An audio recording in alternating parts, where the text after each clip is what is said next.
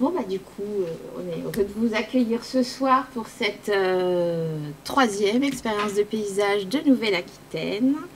Donc un petit rappel pour ceux qui ne sont pas encore venus à ces expériences de paysage. Donc on en a donc mené deux autres cette année, une sur le Marais Poitevin et une autre avec le travail de Alain Frété, s'inscrivent dans la démarche portée par la FFP Île-de-France et maintenant qui se décline en fait à l'échelle de différentes régions, la région Grand Ouest je crois, PACA et puis Nouvelle-Aquitaine. Donc on a vraiment voilà, un réseau d'expériences de paysage qui s'inscrivent dans les différentes régions. On est ravis d'accueillir ce soir Alexis Pernet pour une expérience de paysage donc nommée le paysage École sans mur, l'expérience du réseau paysage Vallée de Seine.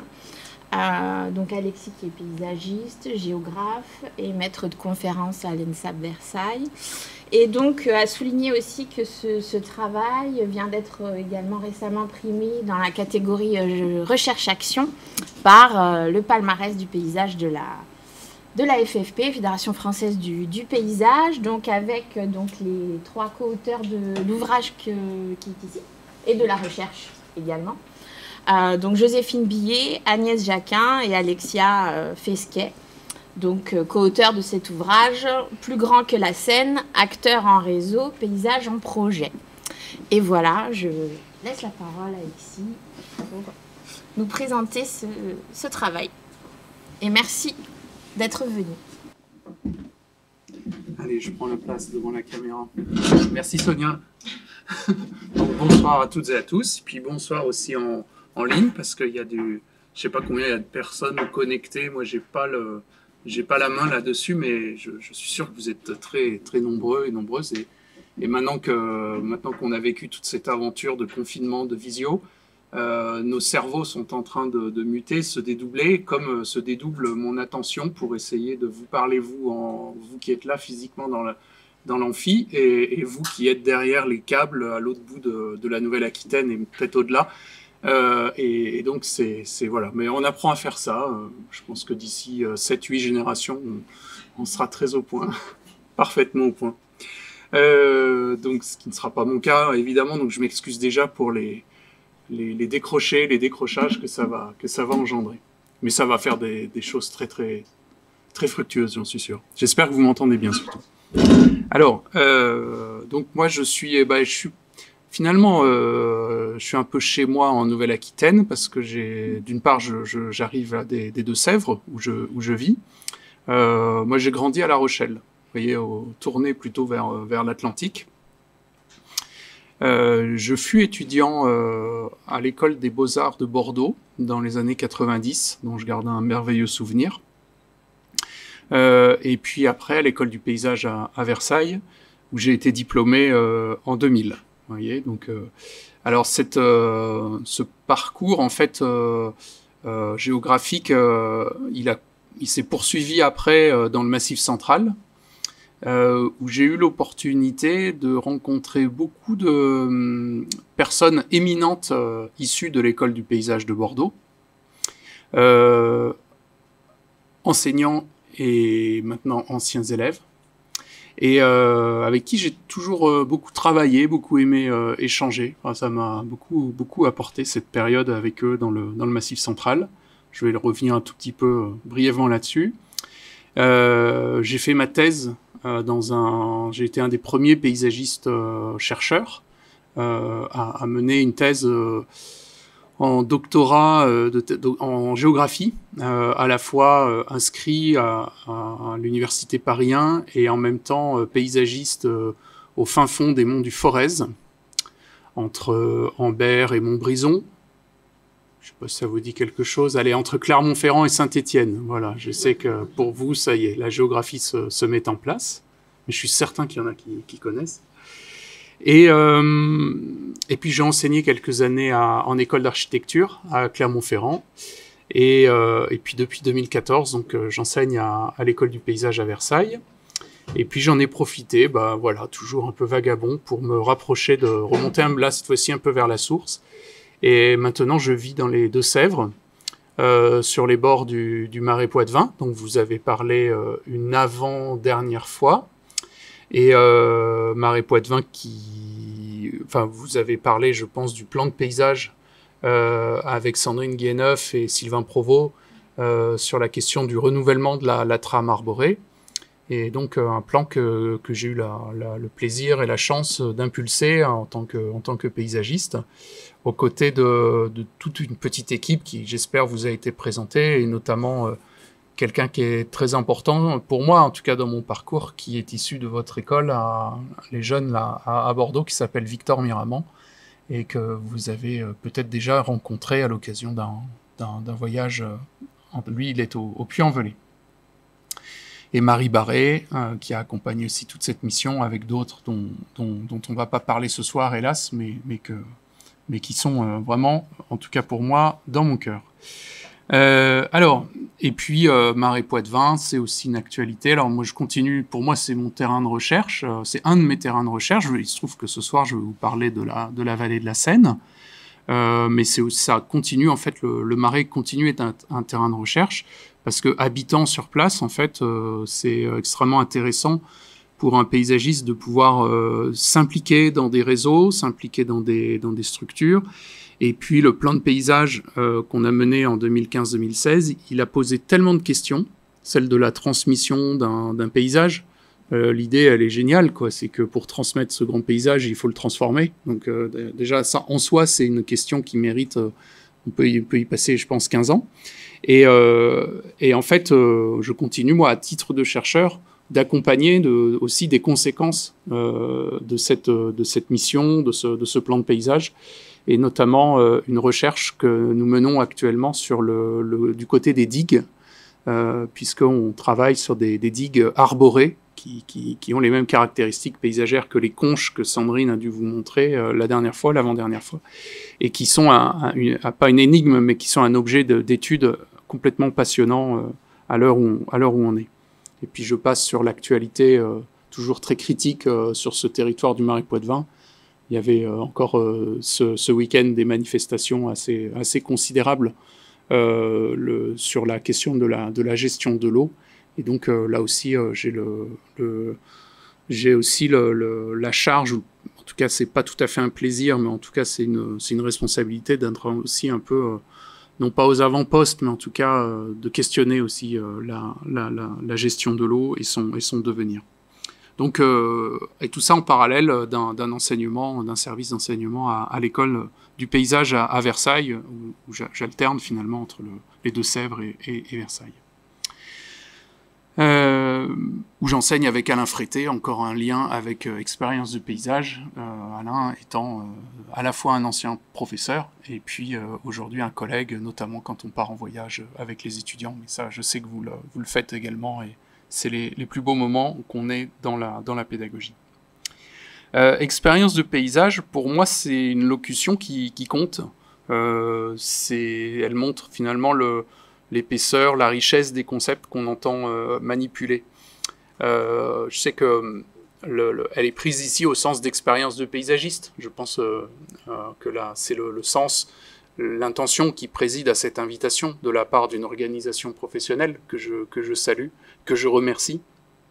Doublement parce qu'en plus elle nous décerne des prix maintenant à nous chercheurs. Alors c'est vraiment génial. C'est pas l'aboutissement, c'est le commencement en fait de quelque chose. Hein. Moi j'aime énormément, je m'intéresse aussi énormément à la notion d'expérience de paysage depuis très longtemps, depuis même mon travail de fin d'études à l'école du paysage, où j'avais fait le tour à pied de toute la banlieue parisienne, en passant par le bord. La même année que des gens que vous connaissez, comme Yvan de Traz par exemple, qui a fondé avec d'autres, Gaby Farage, Le Bruit du Frigo. Mais il se trouve que tous, les uns et les autres, on faisait presque la même chose dans nos coins et qu'on ne se connaissait pas, et on s'est rencontrés après tout ça. Enfin, ça montrait qu'il y avait des engagements conjoints et en même temps distants qui étaient très intéressants. Donc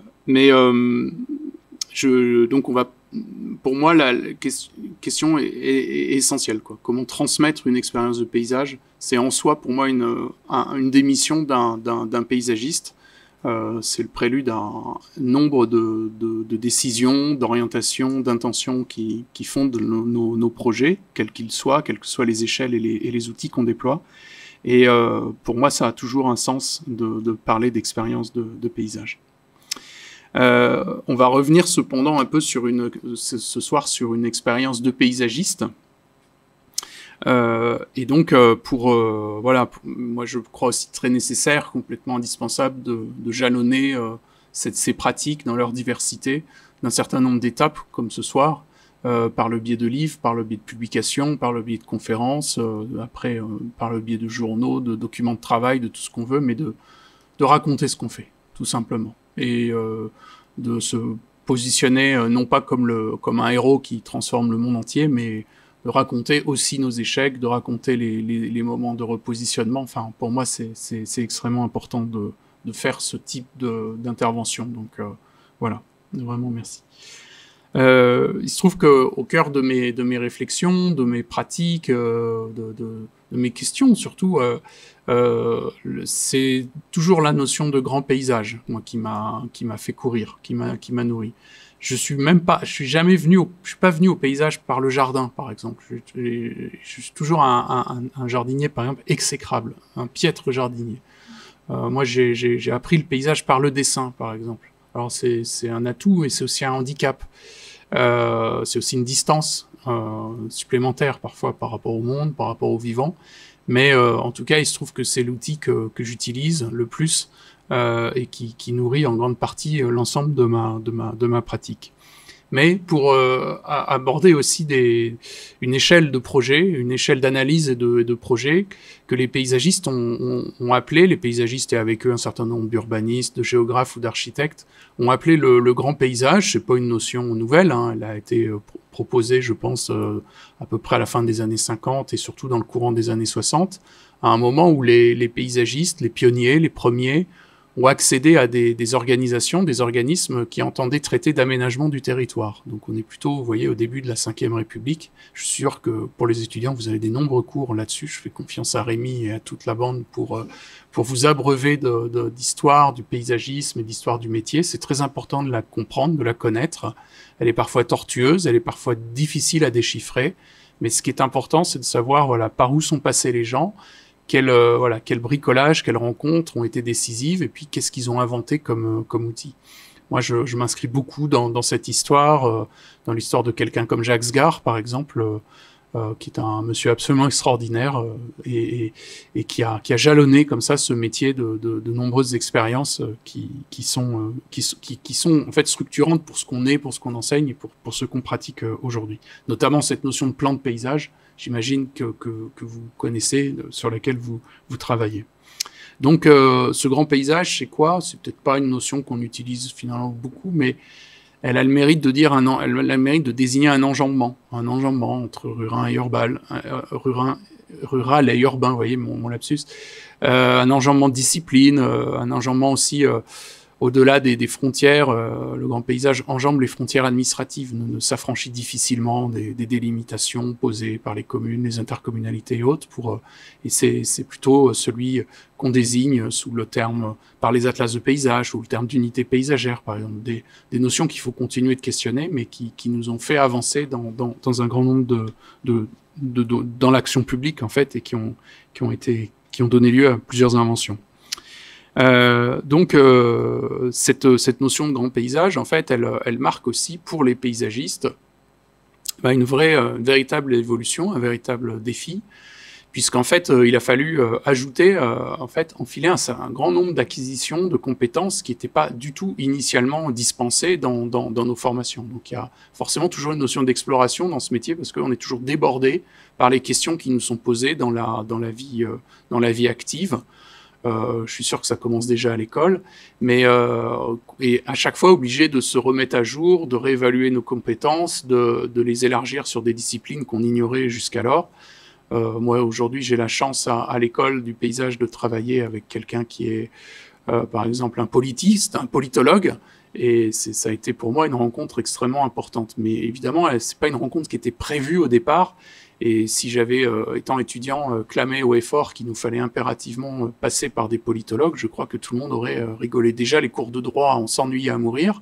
On les zappait, et en fait, dès qu'on sort, on voit bien qu'il faut y revenir sur des notions juridiques et tout ça, mais qui prennent un sens exact et fort à partir du moment où on les met dans la perspective de l'action, dans la perspective de la relation, à un site, un terrain, et ce que n'offre pas toujours la situation pédagogique. Donc je sais que c'est une question compliquée, mais néanmoins importante à soulever.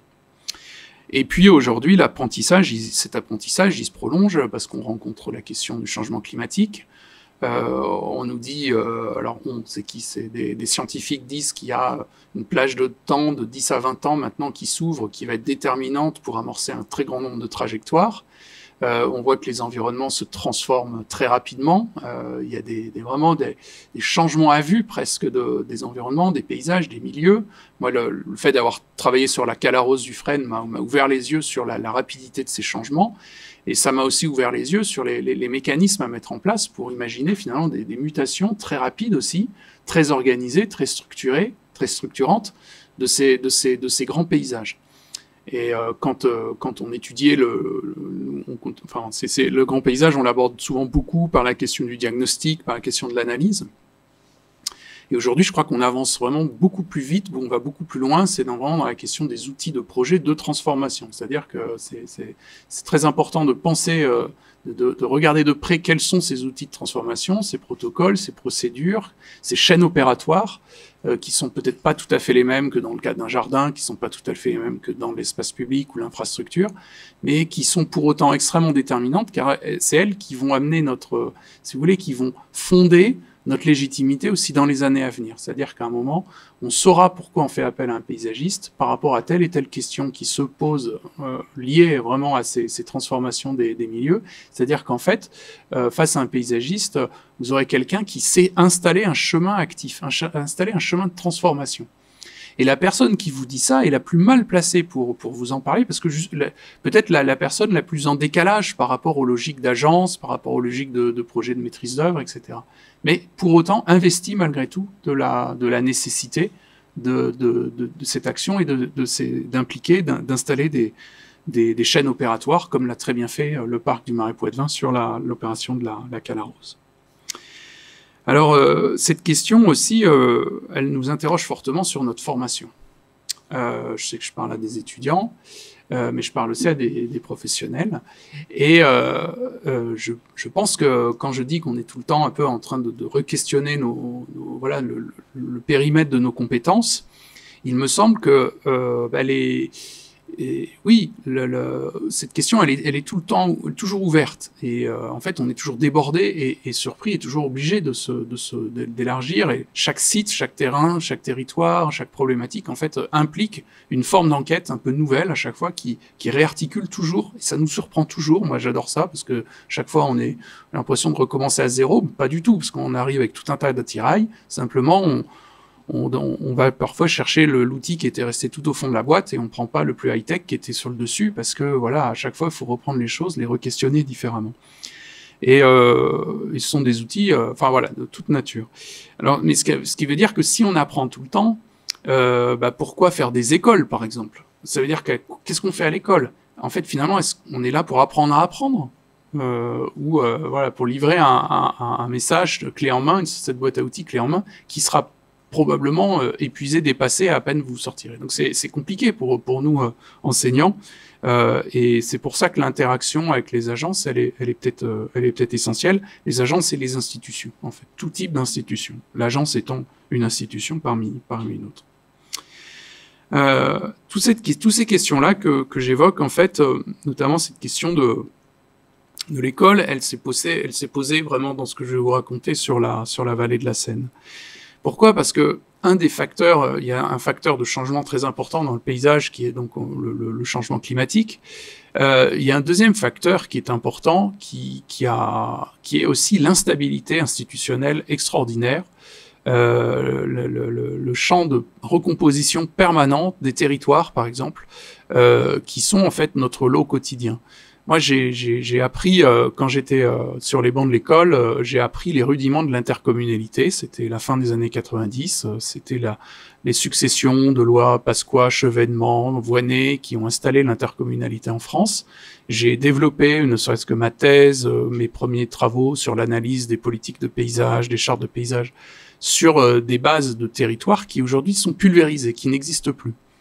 En Auvergne, on avait travaillé à l'époque, y compris avec Victor Miramant, on avait travaillé sur l'analyse d'une politique publique de charte architecturale et paysagère. C'était passionnant parce qu'en fait, on avait toute une région administrative qui était quadrillée, couverte par des chartes architecturales et paysagères. Donc ça donnait déjà un corpus de travail extraordinaire. C'était une des régions en France qui avait le plus systématisé, par exemple, cet outil-là, qui est comparable à un plan de paysage. Aujourd'hui, en fait, la région n'existe plus en tant que telle. Hein, elle a été fusionnée avec Rhône-Alpes. Et toutes ces intercommunalités n'existent plus non plus. Et ces documents, cette mémoire, qu'est-ce qu'on en fait? Et ces expériences, justement, qu'on engendré, qu'on démarré de nombreux chargés de mission, qu'est-ce qu'on en fait? Voilà, c'est ça qui m'intéresse et qui me questionne, nous, sur le temps long de suivi et d'échange qu'il faut mettre en place pour en fait avancer et construire les choses, alors qu'en fait, elles s'effondrent en même temps. Hein. Vous voyez ces jeux vidéo où les personnages, là, dans les plateformes, à peine ils arrivent sur une plateforme, elles s'effondrent. Ben, ça, c'est nous. Ça, c'est nous. Moi, c'est ça depuis tout le temps. Enfin, moi, je travaille depuis 20 ans, plus de 20 ans, ben, c'est ça en permanence. Et ça se recompose, et il en ressort aussi, par contre, des choses parfois assez surprenantes et assez nouvelles.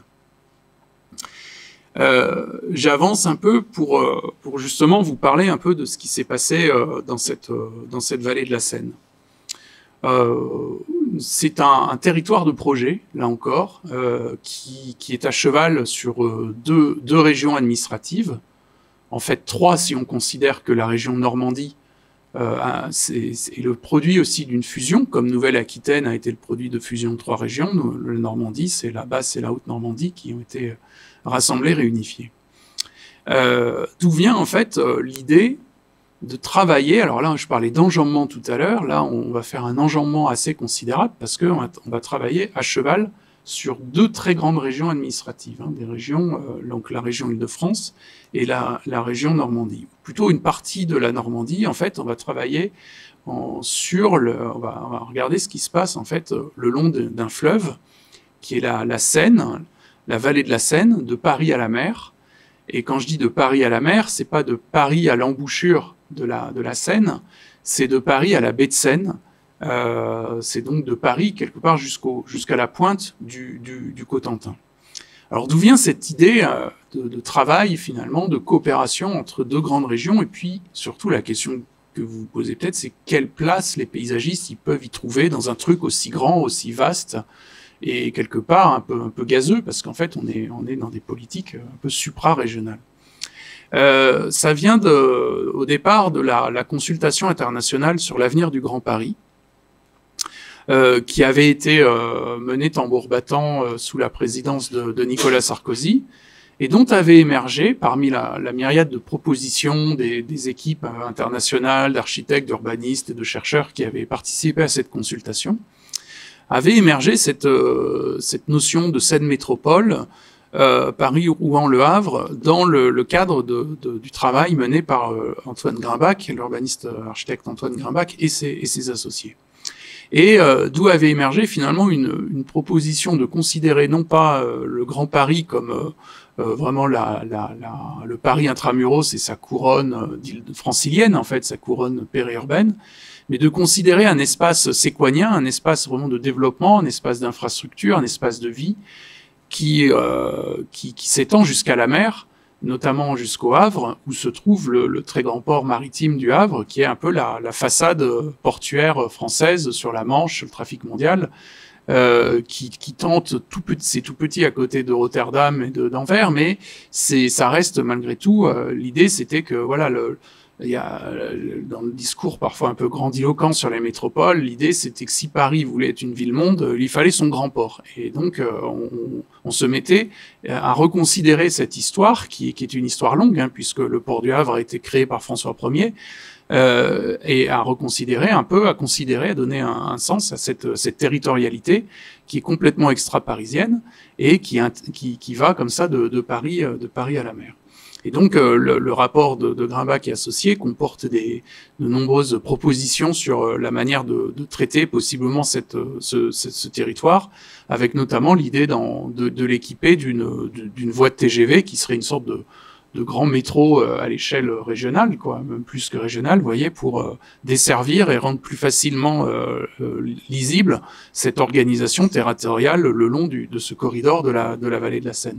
Corridor qui est à la fois un corridor infrastructurel, vous voyez, avec des porte-containers, des voies de chemin de fer, des autoroutes, mais qui est aussi un peu plus qu'un corridor d'infrastructure, qui est aussi le site où les impressionnistes ont peint, qui est un ensemble de milieux naturels, de boucles, de falaises absolument extraordinaires, et qui s'ouvre après sur la baie de Seine, qui est un espace d'une autre nature.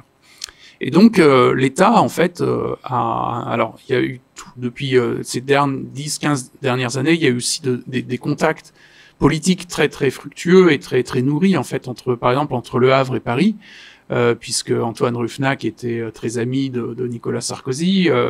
Édouard Philippe, maire du Havre, a été donc Premier ministre enfin voilà, toute la première partie du quinquennat Macron. Et donc ça a aussi beaucoup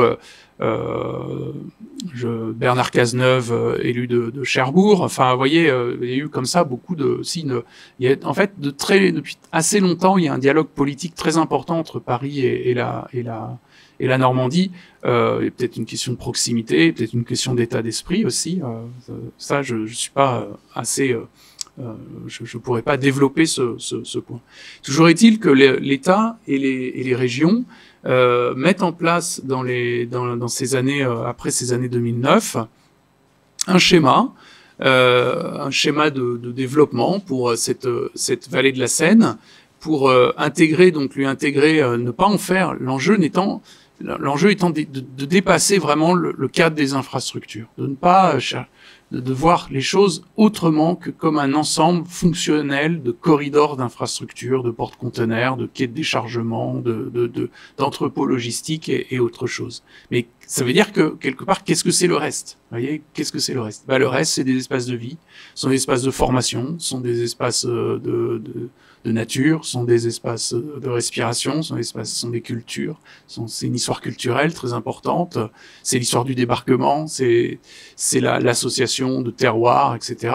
Et donc cette approche-là, elle a été en fait amenée par la culture aussi d'un préfet coordinateur, François Philizot, qui a été nommé en 2013 par le gouvernement, à la tête d'une toute petite mission qui dépendait du Premier ministre, donc une délégation interministérielle à l'aménagement au développement de la vallée de la Seine, et François Philizot est un ancien de la DATAR, un sigle qui doit vous dire quelque chose, et il a amené une manière de travailler, surtout. Il a amené une manière de travailler, une manière d'assembler quelque part entre eux des acteurs. De faire travailler les gens ensemble, et des gens qui sont pas forcément ceux auxquels on pense pour installer le cadre d'un grand schéma d'aménagement comme ça, comme celui-ci. Dont c'est là qu'on arrive.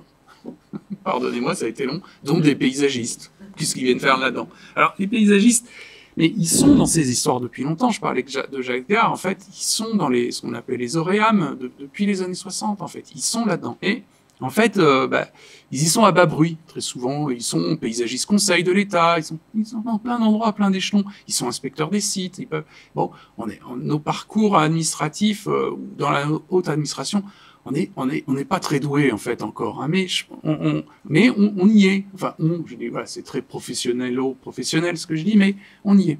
Et il faut espérer qu'on y sera de plus en plus nombreux et surtout de plus en plus influents. Bon, c'est autre chose. Alors maintenant, pourquoi un réseau paysage? Pourquoi un réseau? Qu'est-ce que c'est que ce terme de réseau paysage et comment on installe avec la délégation à l'aménagement de la vallée de la Seine, cette réponse, cette méthode, ce principe de travail.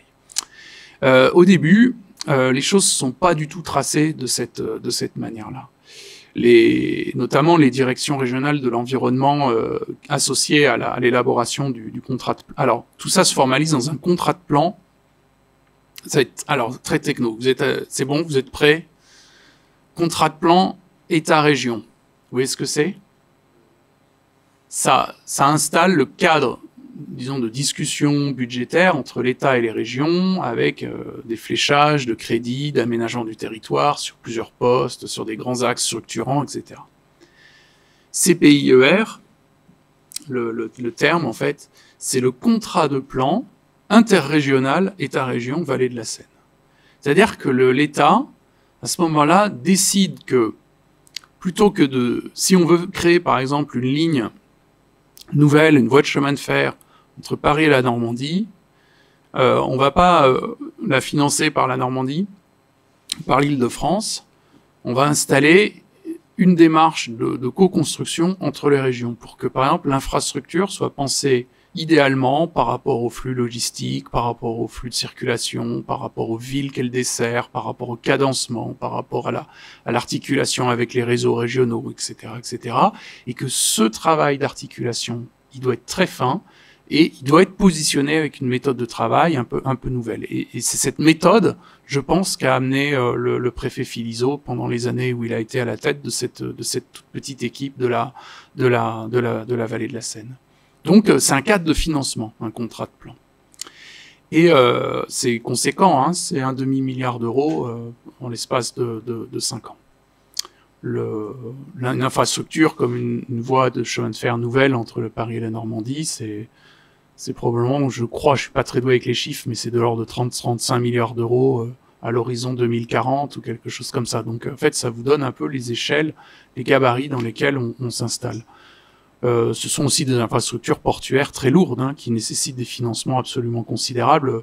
Le moindre équipement portuaire étant évidemment associé à l'ensemble de ces investissements.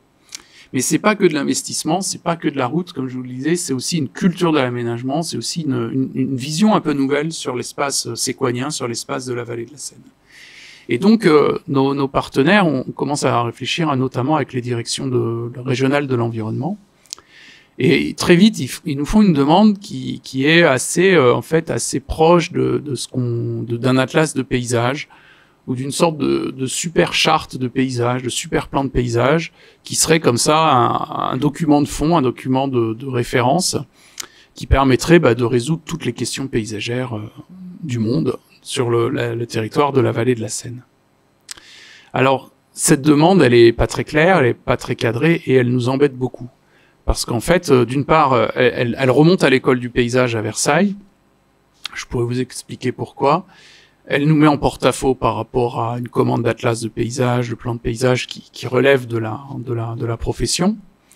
Et même si elle s'adressait à la profession, de toute façon, elle nous aurait quand même embêtés. Parce qu'en fait, on est sur une échelle d'aménagement gigantesque, absolument considérable, que l'équipe de Grimbach, finalement, avait traité sous une entrée très monumentale.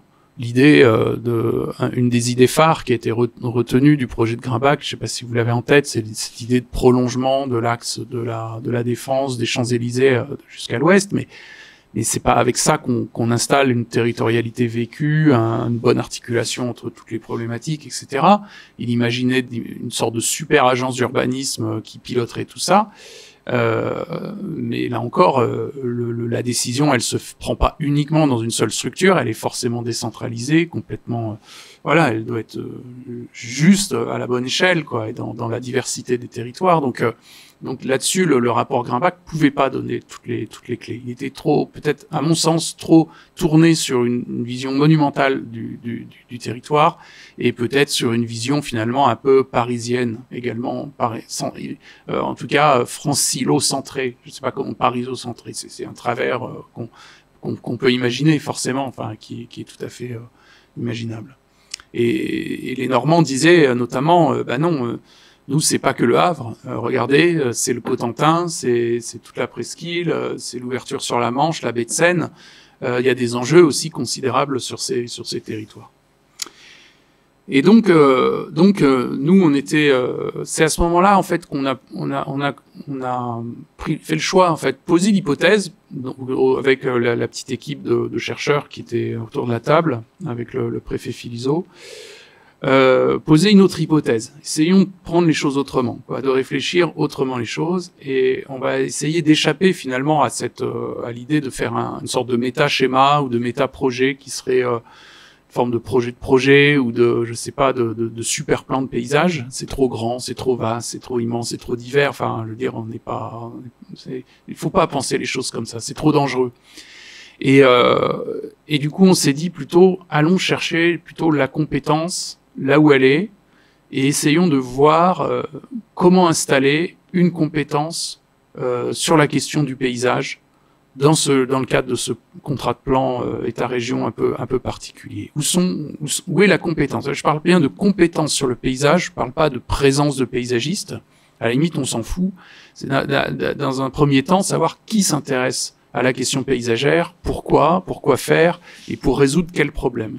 Et à partir justement de cette formalisation, de cette mise en réseau de compétences, là, cette fois-ci, allons vers des projets, mais aux bonnes échelles. C'est-à-dire qu'ils peuvent atteindre le maximum, ça sera un site, en fait, ce sera 1 kilomètre, ce sera pas le grand axe monumental entre Paris et la mer, on s'en fiche complètement de ça. Non, l'enjeu, c'est qu'il faut être à la bonne échelle, avec les bons outils au bon moment, et susciter surtout des projets, susciter des formes d'investigation, d'expérimentation sur un territoire comme ça, d'autant plus il a cet appui de l'État, cette vision forte, et puis cette espèce de hauteur qu'apporte cette délégation interministérielle. Alors, donc voilà un peu comment ça part. Et on s'appuie à ce moment-là beaucoup sur on regarde dans nos expériences les uns et les autres. Quand je dis on, c'est une toute petite équipe. Elle est réunie autour du directeur l'ancien directeur de l'école du paysage, Vincent Pifteau. Elle est réunie autour de Boris Mingui, qui était paysagiste à l'agence d'urbanisme du Havre et qui a été finalement l'espèce de partenaire opérationnel à l'autre bout pas à l'autre bout, mais enfin, vous voyez, un peu dans le territoire, pour que Versailles soit pas tout seul à décider, qu'on ait des relais sur place. Patrick Moquet, qui est politologue, dont je parlais tout à l'heure, quelqu'un que j'ai rencontré en Auvergne, mais qui venait d'arriver à l'école du paysage, comme moi, en fait, voilà, comme nouveaux enseignants. Et puis là, c'est là où on plonge un peu dans nos expériences, et on essaye de convoquer des choses. Et notamment cette clé de la compétence, Vincent Pifteau, dans ses travaux au sein de la DATAR, dans ses travaux d'HDR, en lien beaucoup avec des équipes de chercheurs qu'on a bien connus, notamment sur Clermont-Ferrand, sur AgroParisTech, parlait beaucoup d'ingénierie territoriale, questionner vraiment ce positionnement d'une ingénierie dédiée à l'accompagnement, au portage des projets de territoire. Ça vaut pour le paysagisme. Ici, c'est la photo de gauche. Je l'ai ressortie avec plaisir de mes disques durs. Elle était toute compactée, toute tassée au fond d'un dossier de sous-dossier de sous-dossier. C'est une photo prise en Auvergne un jour, quand on faisait avec Victor le travail sur le bilan des chartes paysagères en Auvergne. J'allais photographier ce champ qui a l'air ici complètement dévasté. En fait, on est sur un boisement de résineux qui venait d'être coupé dans le cadre justement d'une politique paysagère, d'une politique de gestion de l'espace. Et j'allais prendre cette photo et ça avait permis de retrouver un paysage, de retrouver une vue. Et puis, j'étais avec le chargé de mission de la communauté de communes, et au moment de prendre la photo, je me dis, mais non, tu vas sur la photo. Tu t'installes, c'est grâce à ton travail, toi, de mise en relation des propriétaires, des subventions du département, d'élaboration de dossiers, de repérage cadastral, et tout ça, que cette réouverture paysagère, elle s'est faite. Donc tu t'installes là-dedans, et voilà. Donc Gaëtan, gentiment, a posé pour l'objectif, et ça a été pour moi vraiment un déclic, quoi, au sens où c'est vraiment de mieux cerner ces métiers, ces compétences nouvelles, qui sont pas nécessairement les compétences d'un paysagiste, qu'on peut apprendre dans une école de paysage, mais qui peut s'apprendre ailleurs, et qui font qu'à un moment, un projet à très grande échelle devient opérable, en fait, très opérationnel.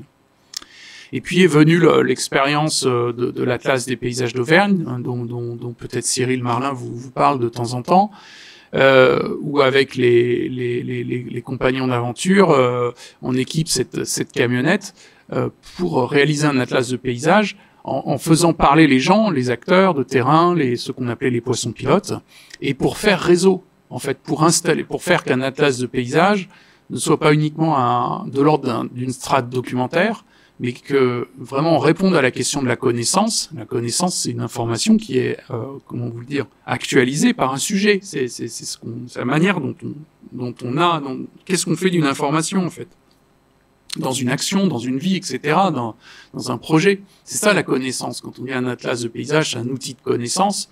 C'est un peu bizarre, mais en fait, ce qu'il faut, c'est qu'elle soit incarnée, cette connaissance. Et donc, nous, on faisait cet atlas en embarquant avec nous ces chargés de mission, ces naturalistes, responsables d'associations, etc., de tous horizons, en fait, pour livrer, entre guillemets, à nos commanditaires, autant un document de description du paysage que ces descriptions vues aussi au travers des yeux de ces gens, et puis derrière, un réseau de professionnels, de compétences mobilisables pour agir sur ces paysages. Donc on a rendu l'Atlas, ils ont fermé la région. Qu'est-ce que vous voulez? Bon, ce sera pour une prochaine fois. Bon, ben voilà. Mais il en reste quelque chose de cette expérience, et je sais qu'elle continue d'infuser. Jean-Pierre Thibault m'en parle souvent, et ça continue malgré tout d'infuser un peu les consciences. Bon, la camionnette, je suis désolé, elle doit être à la casse depuis très longtemps, parce qu'elle était déjà un peu en fin de vie quand Victor l'avait achetée, mais elle a rendu des services absolument extraordinaires, cette camionnette. Et puis c'est à ce moment-là en fait qu'on a vu que se montaient en France, en parallèle dans plusieurs régions, des réseaux d'acteurs. Et avec une expérience pilote qui est alors aujourd'hui à nouveau en région Occitanie, mais à l'époque ça s'appelait Languedoc-Roussillon, c'était une partie de l'Occitanie. Et les gens autour de l'Institut toulousain du paysage, de Georges Bertrand, Philippe Béringuet, au moment où Laurent Lély aussi y participait, mais avait déjà fait ce travail d'élaboration, de repérage des initiatives, de comprendre comment ça s'articule, comment ça s'administre, comment ça se conduit. Et donc, ils avaient monté cette notion de réseau paysage qui existe toujours en Occitanie et qui est très actif, où les CAE notamment sont très actifs, les DREAL, l'État, enfin, il est très porté. C'est pas le cas partout, mais il est très porté, celui-ci. Donc, on avait cette référence. Laurent Lély et Philippe Béringuet étaient venus d'ailleurs le présenter au séminaire du LAREP. Il y a eu ce numéro de la revue Sud-Ouest européen qui fait un peu un bilan, ça date en 2014, de plusieurs... Il est en ligne sur Open Edition maintenant. Et nous, on avait fait un article avec Cyril, Victor, Marie et la bande pour raconter aussi comment on avait, au travers d'Atlas, imaginé de monter un réseau paysage qui a donné les bases de celui en Auvergne, et puis après refondu à une plus grande échelle. Bon. Passons, en tout cas, voilà un peu les expériences, puisqu'on parle d'expériences qui ont été un peu, en tout cas, dans lesquelles on a puisé pour faire ce travail. Reste maintenant à le porter et à le mettre en œuvre. Alors là-dessus, il y a à mon avis, si vous voulez faire un jour un réseau paysage, le premier enjeu, c'est d'avoir du monde, en fait. C'est que on s'est dit, pour vraiment faire ce travail entre Paris et la mer, il va falloir être tout le temps sur la route, tout le temps sur le terrain, aller vraiment à la rencontre des gens, passer du temps en réunion, pas hésiter à aller voir les coulisses aussi administratives, tout un environnement faire du terrain, là, dans ce sens, c'était pas uniquement aller dehors. Hein. C'était, enfin, dehors au sens extérieur du terme. Hein. C'était pas forcément ça. C'était aussi aller enquêter dans les départements, voilà, dans plein de services et tout ça, pour voir un peu qui mobiliser, qui se mobilise et pourquoi sur la question paysagère. Et donc, l'école a créé une petite cellule, une petite mission Vallée de la Seine, et a recruté Joséphine Guillet, qui nous écoute peut-être. On regardera tout à l'heure qui est en ligne, et qui sortait à ce moment-là de l'école du paysage, et à qui on a confié les clés pour élaborer en fait les prémices de ce réseau d'acteurs, et puis derrière pour lui faire quelque chose, quoi. Donc l'enjeu, c'était de travailler avec cette mission, et puis en lien évidemment avec nous enseignants-chercheurs, mais sachant que nos missions nous permettent pas forcément de faire tout ce travail de repérage. Et puis il y avait Boris Mingui au Havre, qui était le grand frère, et puis qui faisait qu'on avait aussi un appui avec lui sur nombre de projets et de politiques. Donc ça s'est passé comme ça. On a structuré les choses en d'abord en quatre grands événements, 4 types d'activités qu'on faisait chaque année. Des ateliers pédagogiques pour impliquer l'école dans sa dimension pédagogique, donc plutôt la question des ateliers pédagogiques régionaux, et d'impulser aussi des logiques de commande, de susciter des commandes d'ateliers chez les partenaires de la vallée de la Seine, parfois un peu exploratoires, notamment le premier qui a été un peu une sorte de révélation de ce paysage encadré par Thierry Laverne. Et puis un outil qu'on a appelé le voyage atelier, à destination, lui, des professionnels de la vallée de la Seine, où on reprend un peu les principes que je vous ai montré tout à l'heure de l'Atlas, mais là, c'est pas une camionnette 9 places, c'est un bus entier qu'on loue pour 2 jours, avec un lieu d'appui. On donne quelques éléments de programme, on donne un rendez-vous aux gens, on donne un rendez-vous, un lieu de rendez-vous, 1 heure, on organise très bien, quelques clés du programme, mais on divulgue pas tout. Et donc les gens nous font confiance, ils s'inscrivent, et c'est l'idée de construire ensemble une observation puis une réflexion sur le devenir d'un site avec une thématique, des invités. Mais en fait, on dit pas toujours exactement où on va. Vous voyez, alors on donne un point de rendez-vous, mais en fait, on ne donne pas l'ensemble du programme. C'est un peu une tradition à l'école aussi, je sais pas si vous faites comme ça, mais tous les voyages de rentrée à l'école du paysage sont toujours faits comme ça, hein. C'est des trucs, bon voilà, on ne sait pas trop où on va, mais c'est un peu les écoles de paysage, on dirait.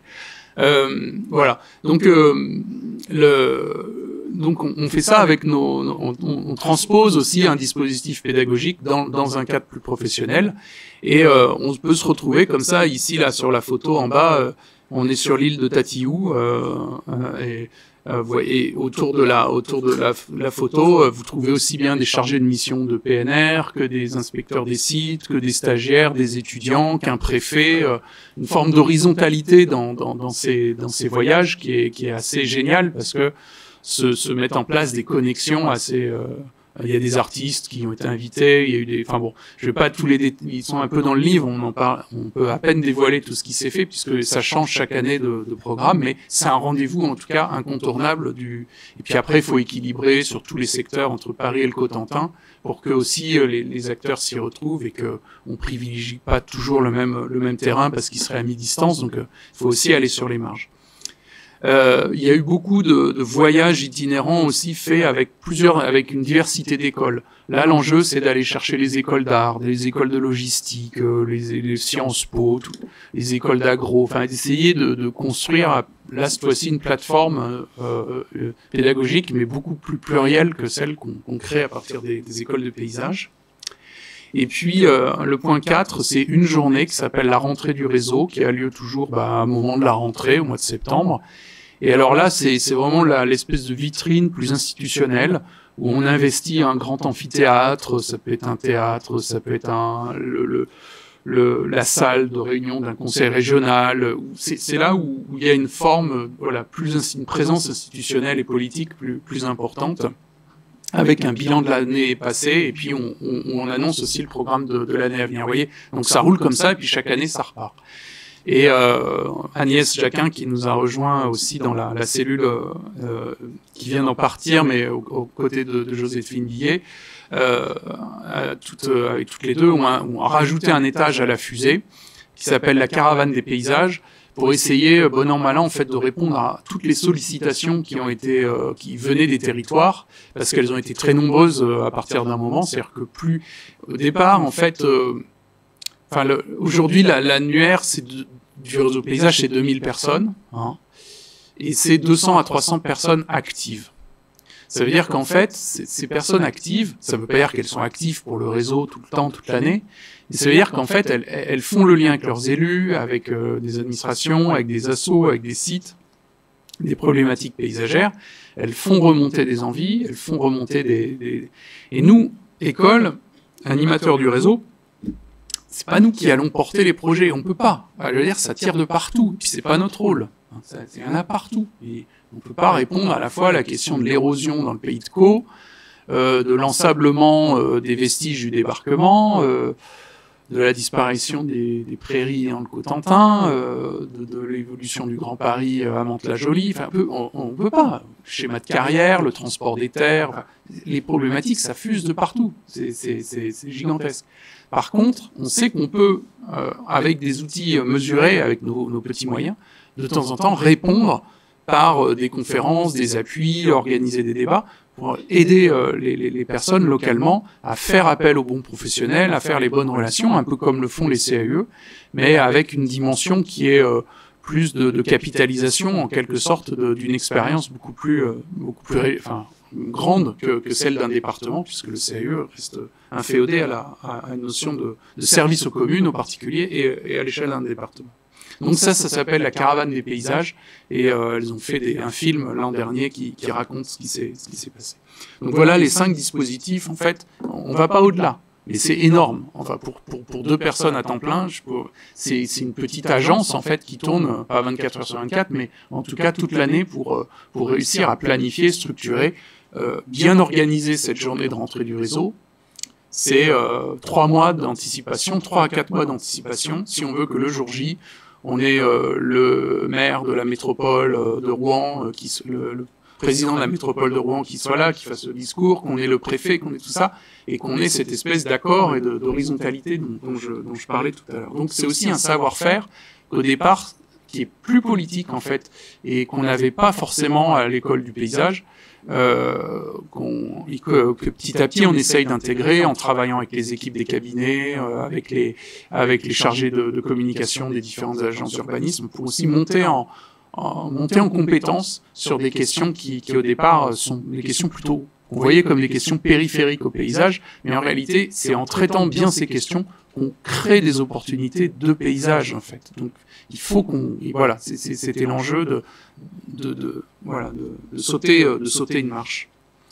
Vous voyez quelques images piquées à Joséphine sur la dernière caravane des paysages qui s'est passée en plus à la sortie des confinements. Enfin évidemment tout ça a été assez rocambolesque, mais où ça s'installe, où à chaque fois en fait surtout aussi on essaye de documenter tout ça, c'est-à-dire que chaque action est relayée par ou l'édition d'un 4 pages, ou d'un 40 pages, ou d'un film, ou d'une note stockée sur la plateforme internet de la fiche du CPIER, etc., pour créer des ressources et tout le temps en fait permettre que les gens qui débarquent dans ce réseau, qui ont jamais vécu l'ensemble de l'aventure, c'est impossible, en tout cas puissent trouver assez vite des repères et puis des ressources pour nourrir et amener leur propre démarche.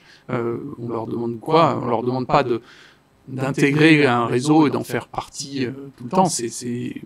On leur demande de bien faire leur métier et de le faire savoir pour que d'autres après eux le fassent bien aussi, etc. Bon.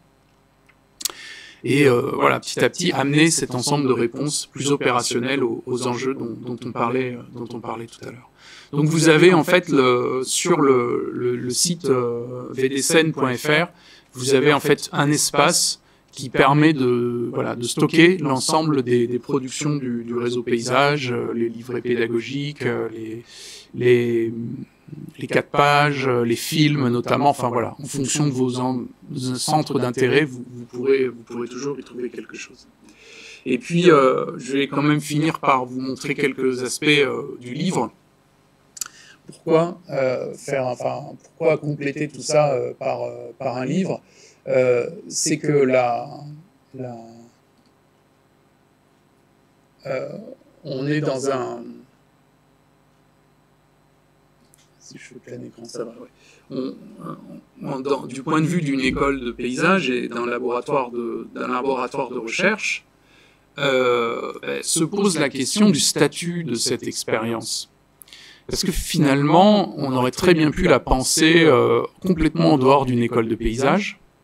Je pense qu'il y a des outils pédagogiques qui auraient manqué, mais parce qu'il y a des outils, il y a des transferts qui se sont opérés. Il y a la présence des étudiants qui aurait manqué, mais sur une dimension plus institutionnelle, plus d'animation, plus de relations politiques publiques, peut-être qu'on y aurait gagné en étant plus de plein pied avec des politiques d'acteurs, politique des sites, l'urbanisme, etc., etc. Bon. Et nous, on l'a mené aussi à l'intérieur d'un laboratoire de recherche qui a son propre agenda en termes de publication, en termes de production scientifique.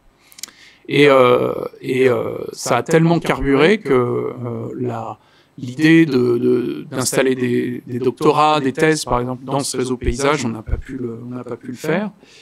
Et finalement, au bout de 5 ans, quand le contrat de plan est arrivé, alors il n'est pas arrivé complètement à son terme, mais il est arrivé au bout des 5 années d'objectifs, on s'est dit, il faut qu'on laisse une étape de tout ça, parce qu'on sait très bien aussi dans ces mondes-là que d'un trait de plume, dans un cabinet ministériel, on peut dire, bah non, la vallée de la Seine, c'est terminé, ou c'est pas comme ça. Finalement, on va revenir sur du tuyau, de l'infrastructure, et puis finalement, toute cette dimension culturelle et d'agitation de projet, pourquoi s'en faire? Et donc, on s'est dit, il faut qu'on sauve, il faut qu'on sauve cette expérience. Il faut qu'on la décrive.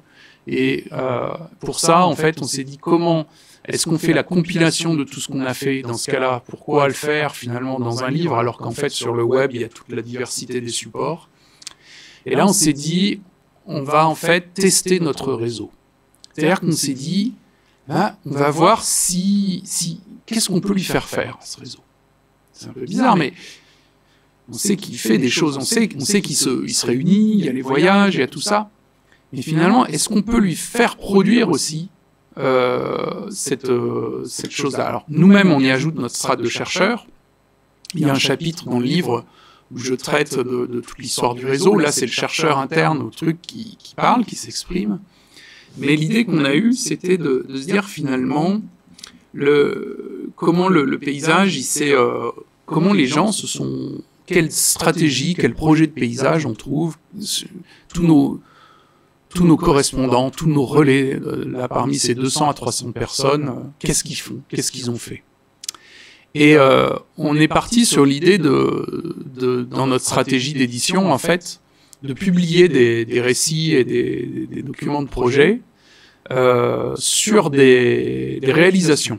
C'est-à-dire qu'on a lancé une sorte de grand brainstorming un jour au Havre avec les gens pour dire qu'est-ce qui mériterait de sortir, mais en tant que projet abouti ou en cours d'aboutissement réalisé. Pas des prospectives. On a essayé de mettre ça de côté. Pas des visions pour après, ça on en a fait beaucoup, mais on s'est dit au fait, c'est quoi la culture, le noyau de base de notre culture, et dans quelle direction ça part. Et puis, on a demandé aux gens d'écrire. On n'a pas envoyé un journaliste ou une équipe pour écrire à leur place. On leur a demandé de décrire ce qu'ils avaient fait, d'où ils étaient partis, et d'essayer d'avoir aussi une position critique, un peu de recul par rapport à leur action, par rapport à leur production. Alors ça a donné cette liste qui après se décline en étant avec le souci d'être aussi Normandie, Île-de-France, Cotentin, Paris, Rouen, que chacun soit représenté, etc. Le petit village comme la grande métropole, etc. etc. Toutes les thématiques possibles. Et on a proposé ce voyage. Alors là, c'est juste c'est le repérage sur la carte des paysages qui nous sert toujours de fond pour l'ensemble de l'aventure. Mais le sommaire du livre, c'est un voyage en fait de Paris jusqu'au Cotentin, en allant comme ça de projet en projet. Quand je dis Paris, c'est Paris et proche banlieue. Ça part en fait d'une opération de désimperméabilisation à Aubervilliers, menée par nos collègues de Wagon Landscaping. Et puis, ça passe par la protection du foncier lié au maraîchage en périphérie de métropole, bon, sur la plaine de Montesson, la gestion des forêts face au changement climatique, des projets plus installés liés à des propositions de parc, le parc du Peuple de l'Herbe de l'agence Terre. Mais là, c'est le maître d'ouvrage qui présente le projet. C'est pas le paysagiste c'est pas le journaliste chargé de décrire l'espèce de petit laïus. C'est autre. On essaye d'installer aussi un rapport un peu plus analytique et critique à l'espace. Ça peut être des toutes petites choses de restauration, de morceaux de confluence, de continuité écologique. Ça peut être des choses presque invisibles dans le cadre de réserves naturelles. Ça peut être l'expérience agronomique absolument passionnante qui est menée à la bergerie de Villarceau depuis plusieurs années sur le Vexin. Et vous voyez, comme ça, on va d'est en ouest, on progresse. Et puis on repère comme ça des projets alors qui sont plutôt portés sous l'angle participatif. Que vient faire une unité de méthanisation à Gaillon, comment elle s'inscrit dans un territoire, dans une logique aussi de relation d'acteurs, dans la perspective de la transition, etc. Comment on gère un site, vous voyez, on décale le regard sur quelque chose d'aussi connu que Château-Gaillard. C'est pas l'objet focal du site qui compte, c'est la gestion des coteaux tout autour, etc., etc. Et donc sur une trentaine de projets comme ça, on navigue. Alors il se trouve qu'on a fait beaucoup travailler tous les chargés de mission, paysagistes, chargés de mission de conseil d'espaces naturels, d'agences de l'eau, etc., agences d'urbanisme sur cette opération, pardon, je défile très vite. Et puis en fait, pour la stratégie du livre, pour faire le livre après, on s'est rendu compte qu'il y avait un certain nombre de documents, d'images qui manquaient. Et avec le photographe Pierre-Angèle Vin, qui est un vieux compagnon de route, y compris pour l'école du paysage de Bordeaux, on a fait le voyage nous-mêmes pendant une semaine. On est partis tous les deux. On avait toutes les fiches de site. Et en fait, ce qu'on a fait, c'est le travail photographique complémentaire, souvent pour trouver des angles de vue qui n'étaient pas forcément documentés ou appréhendés par les auteurs du livre, et pour essayer aussi d'installer petit à petit un récit photographique plus cohérent d'une page à l'autre. Je ne sais pas si c'est réussi ou c'est raté, mais en tout cas, pour inscrire aussi les projets parfois dans un contexte, une topographie plus large, et ça a été assez passionnant avec Pierre d'écrire le livre aussi sur le terrain en faisant ce voyage photographique. Donc voilà, et à la fin, voilà, ça donne cette espèce de parcours. Et moi, pour avoir fait ce trajet de projet en projet, je peux vous dire que ça a été extrêmement formateur. Enfin, j'ai pris conscience de la valeur de ce corpus aussi en le parcourant. Et je me dis que on affecterait 7 jours de travail tous les agents des collectivités de la Normandie pour faire ce trajet, un peu comme les Compagnons et le Tour de France. Mais là, ça prendrait en 7 jours, ils peuvent le faire. On aurait une ingénierie qui monterait encore plus en compétences, et ça serait très très intéressant. Enfin, ça sert à ça ce bouquin. Voilà, alors il y a 2 autres parties, pardon, je passe, ça fait mal à la tête, je sais, j'aurais dû sélectionner, mais je voulais un peu avoir le stock et puis pouvoir revenir après dans les questions si vous le souhaitez. Donc après, il y a une deuxième partie qui est plus compacte, où on raconte en fait ce que c'est que ce réseau paysage, comment on s'y est pris, d'où ça vient, quels ont été un peu les principes, le protocole, un peu cette histoire que je vous ai racontée.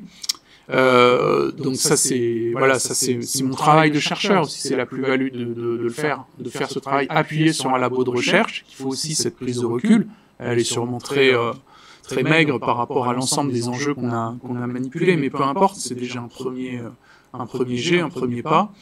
Et puis Et puis la troisième et dernière partie, c'est plus une partie prospective qui a été bâtie à partir d'une méthode pilotée par donc la cellule, la mission Vallée de la Seine à l'école, à l'ENSP, Agnès Jacquin notamment, et qui a installé d'abord une plateforme de discussion, de débat avec les acteurs, comme on l'a toujours fait dans le cadre de Voyage Atelier, en essayant de se focaliser sur l'idée de réunir ce panel de projets, de se dire mais comment construire une image territoriale aussi large, avec aussi cette diversité d'actions, cette espèce de dispersion, qui est une des conditions finalement de la transition, c'est-à-dire d'agir sur plein de paramètres en même temps, de mettre en système, de mettre en réseau, et puis comment trouver après une narration efficace pour tout ça.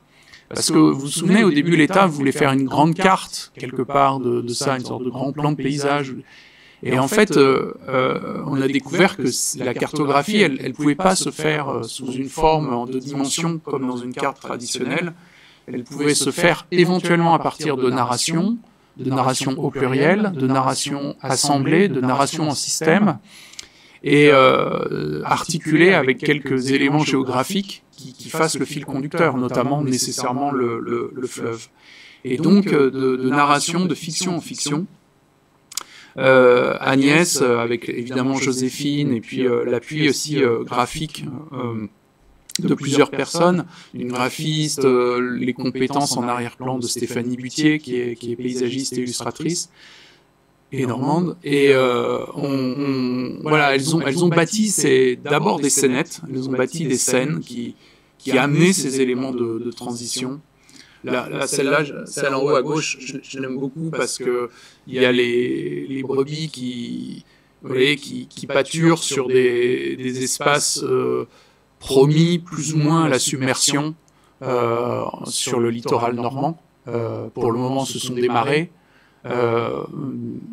protégés par des cordons dunaires, mais dans quelques temps, ce sont des lagunes, ce sont des prés salés.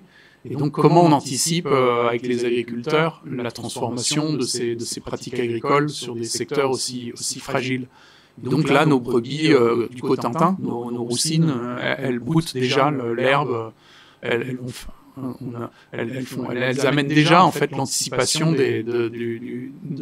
de la transformation nécessaire de ce territoire. Et en fait, chaque scène, je ne saurais pas vous décrypter l'ensemble parce qu'en fait, c'est d'une richesse et d'une complexité incroyable, mais chaque scène, en fait, raconte quelque chose, et c'est cet assemblage de scénettes, en fait, qui fait après la question des sols, et qui fait, une fois bout à bout, cette image, cette grande frise que vous avez vue et que je peux vous remontrer, qui est cette grande carte narrative de la vallée de la Seine. Là, voilà. Alors ça mesure à l'échelle, enfin, il n'y a pas d'échelle, mais si on veut vraiment l'imprimer, il faut que ça mesure à peu près la surface du tableau derrière moi, et que chacun puisse vraiment s'y projeter. À l'échelle de la couverture du livre, ça marche moins bien parce que ça casse tout le détail. Voilà, c'était pas évident de faire une affiche pour ça avec un truc aussi profus, mais c'est intéressant de le faire, et c'est intéressant de se confronter aussi à ces nouvelles narrations, ces nouvelles cartographies, ces nouveaux systèmes de représentation dont on a besoin pour élaborer ces espèces de projets, et dont peuvent en fait partir plusieurs aventures. Voilà, alors je vais pas aller beaucoup plus loin. Le réseau paysage se poursuit, l'aventure se poursuit. Beaucoup de gens sont partis, ont tourné, les postes, les compétences, tout ça, ça bouge. Et ce qui est intéressant dans cette logique de réseau, c'est que finalement, vous pouvez quitter votre poste, par exemple d'inspecteur des sites, aller dans une métropole, mais quelque part dans une logique de réseau, on vous garde toujours, vous êtes toujours sous la main. Et puis peut-être que ce nouveau poste, vous l'avez dégoté parce que vous avez été mis en relation avec le directeur des services au cours d'une conférence, d'un événement du réseau. Donc il y a une sociabilité aussi derrière un réseau. C'est pas uniquement un réseau distant de trucs comme un réseau social numérique. C'est vraiment des amitiés aussi qui se nouent de voyage en voyage. C'est aussi quand on part en voyage, forcément, c'est pas toujours des trucs Et puis cette espèce d'horizontalité où vous vous retrouvez le soir à discuter, comme je vous dis, aussi bien avec un préfet qu'avec des gens qui sont encore dans des cursus d'études, c'est super intéressant. Donc ça sert à un réseau. En fait, ça sert aussi professionnellement en termes de carrière. C'est pas un mot qu'on... Vous avez parlé de carrière cet après-midi avec les étudiants? Non, c'est peut-être pas un mot. Non, c'est pas un mot qu'on brandit. Mais en fait, faut à un moment aussi se projeter dans une carrière. C'est-à-dire que là, vous, étudiants, vous êtes assis côte à côte, vous êtes tous étudiants, vous êtes dans cette espèce d'horizontalité, d'équité de statut. Mais un tel et un tel, dans 20 ans, vous en aurez un qui sera paysan boulanger, l'autre à côté sera assistant dans une boîte, dans une agence de paysage, un autre sera au sein d'une DREAL ou dans ce que l'État aura imaginé comme ingénierie plus tard, etc. Donc vous allez, ces carrières, elles vont se nourrir les unes les autres. C'est-à-dire que pourquoi les grands corps ils réussissent? Quand je parle des grands corps, c'est pas les grandes carcasses comme moi, c'est les grands corps d'ingénieurs. Eaux et forêts, ponts et chaussées, etc. Mines. Pourquoi ils ont réussi? C'est parce qu'en fait, ces pôles sont des gens qui font des annuaires, qui écrivent des annuaires, qui entretiennent des réseaux, qui font ce travail de mise en contact, d'épaulement, d'appui, etc., de copinage, mais dans un sens qui va aussi, qui sert à porter des projets. Donc les réseaux paysages, ils peuvent servir à ça pour vous. Alors, en tant que paysagiste, c'est là toute la question que pose l'existence d'un organisme comme la FFP. Seul, on n'y arrive pas. C'est-à-dire qu'en fait, il faut dégager des moyens pour animer ces réseaux. Et le contrat de plan État-région nous a permis d'accéder à ces moyens. C'est inscrit dans un contrat de plan État-région.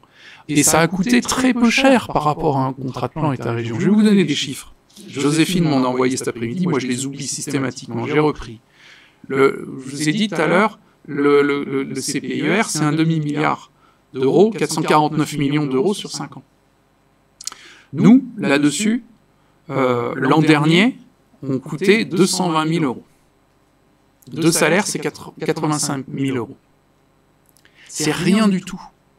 Mais par contre, je peux vous dire qu'à l'échelle d'une école de paysage, ça change quelque chose. D'un labo de recherche, là, les collègues, ils savent de quoi je parle, quoi.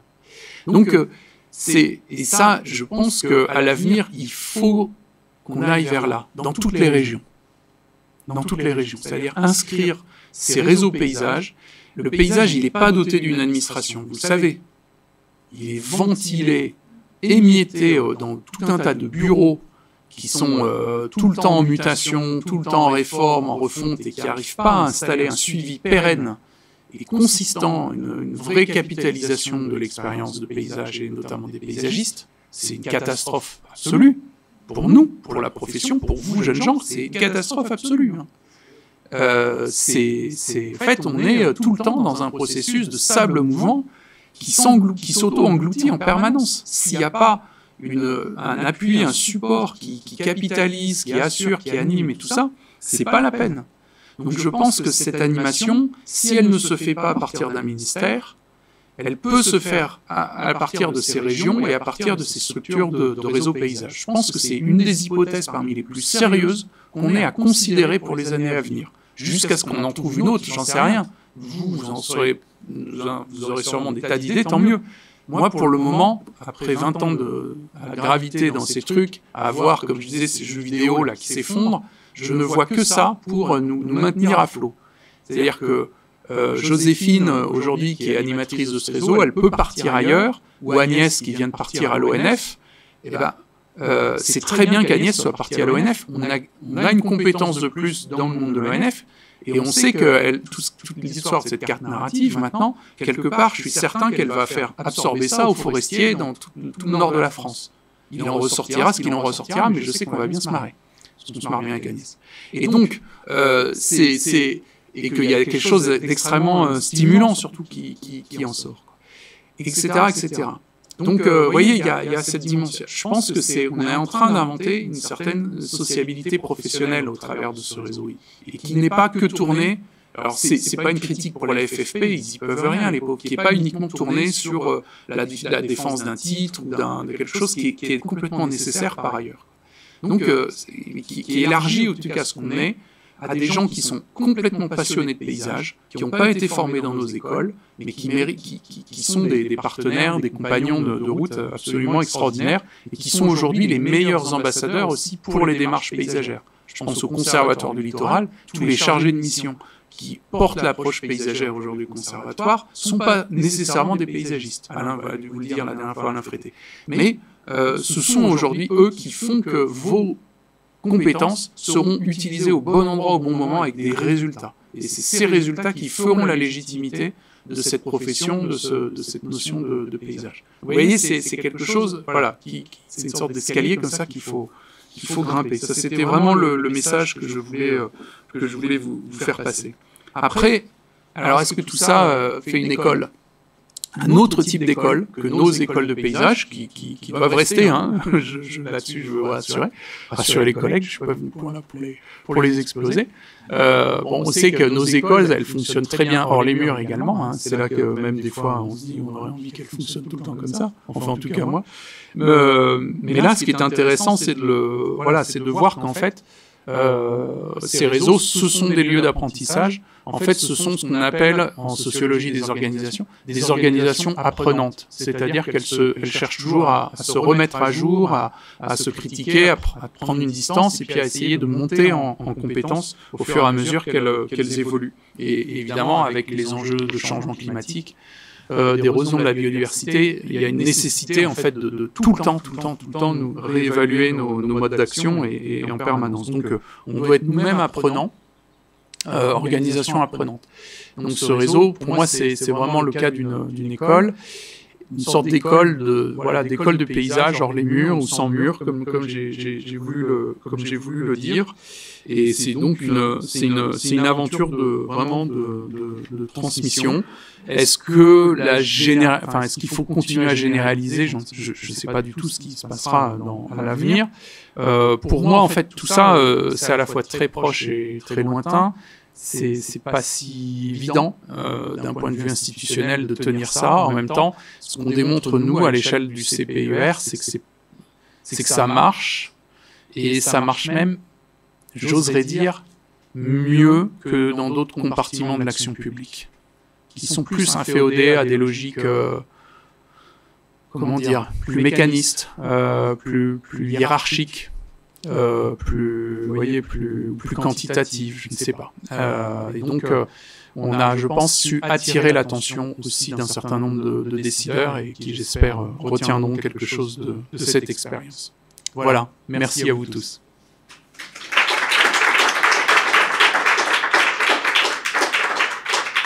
Et merci à celles et ceux qui sont en ligne. Je ne sais pas si on peut les voir. En tout cas, il va y avoir des questions. Ah, bah, très bien. Je ne sais pas si Joséphine est avec nous, parce qu'elle pourrait vraiment répondre aussi à des questions. Je vois Stéphane, salut. Bon, bah, c'est sympa que vous soyez là. Vous pouvez montrer vos visages. Hervé, ah bah voilà, non mais Mathias, bon, c'est très bien, vraiment. Salut à tous.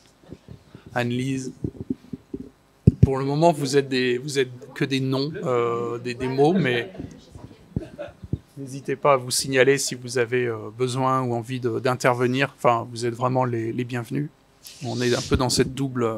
Ah, Benjamin. Je vais vous distribuer le micro. Pensez à vous présenter quand vous prenez la parole. Je vais le faire tout de suite. Du coup, je suis Alexandre Moissé. Je suis enseignant ici et je passe la parole à Benjamin. Bonsoir, Benjamin Chambellan, paysagiste. Bon, je commence parce que j'ai plein de questions et du coup, j'ai peur de ne pas les poser peut-être. Alexis, tu m'excuseras, merci d'être là déjà. Merci pour cette organisation. Je dis excuse-moi parce que j'aimerais que tu les notes. Je vais en donner 4-5 et... Oui, mais bon, mince, bah oui, mais bon, bref.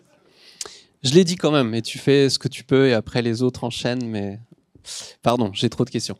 La première, c'est, tu dis que le plan national et ta région a eu cette entrée par le paysage. Et j'aimerais que tu clarifies un peu ça, en fait. D'où vient cette entrée? C'est-à-dire, voilà, tu as bien signifié qu'au départ, ils font appel à l'école, mais au final, ils ont fait ce choix préalable du paysage. Et donc, après, vous en faites ce que tu viens d'expliciter. C'est bon. Hein? Voilà. Ensuite, toujours dans des questions assez pratico-pratiques, tu dis ça dure toujours les suites, et en même temps tu dis que quelqu'un est parti. Tu dis aussi que il y avait 5 années d'objectifs dans son plan national État-région, et peut-être que j'ai raté quelque chose, mais tu disais 2 salariés sur 2 ans.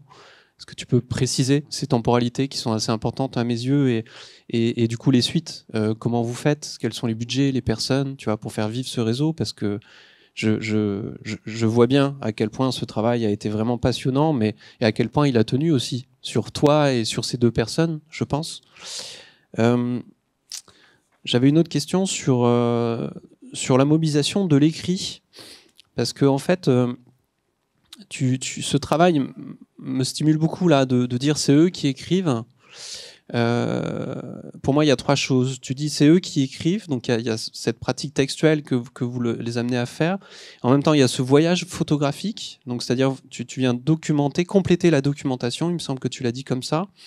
Et enfin, il y a les scénettes. Et du coup, tout ça, je me demande comment vous avez ou vous imaginez, parce que bon, tout ça est peut-être encore très frais, et en même temps je connais le contexte dans lequel ce genre de travail peut être long et assez délicat, mais quand même je pose la question, est-ce que vous avez envisagé à un moment la capacité à mettre en débat en fait ces outils, c'est-à-dire ce qu'ils ont produit, est-ce que vous vous en servez comme un nouvel outil du projet, un nouvel outil du réseau, pareil pour ces photos finalement, est-ce que ces photos servent pour la mise en débat avec ces personnes-là, est-ce que ça devient aussi un nouvel outil pour eux éventuellement?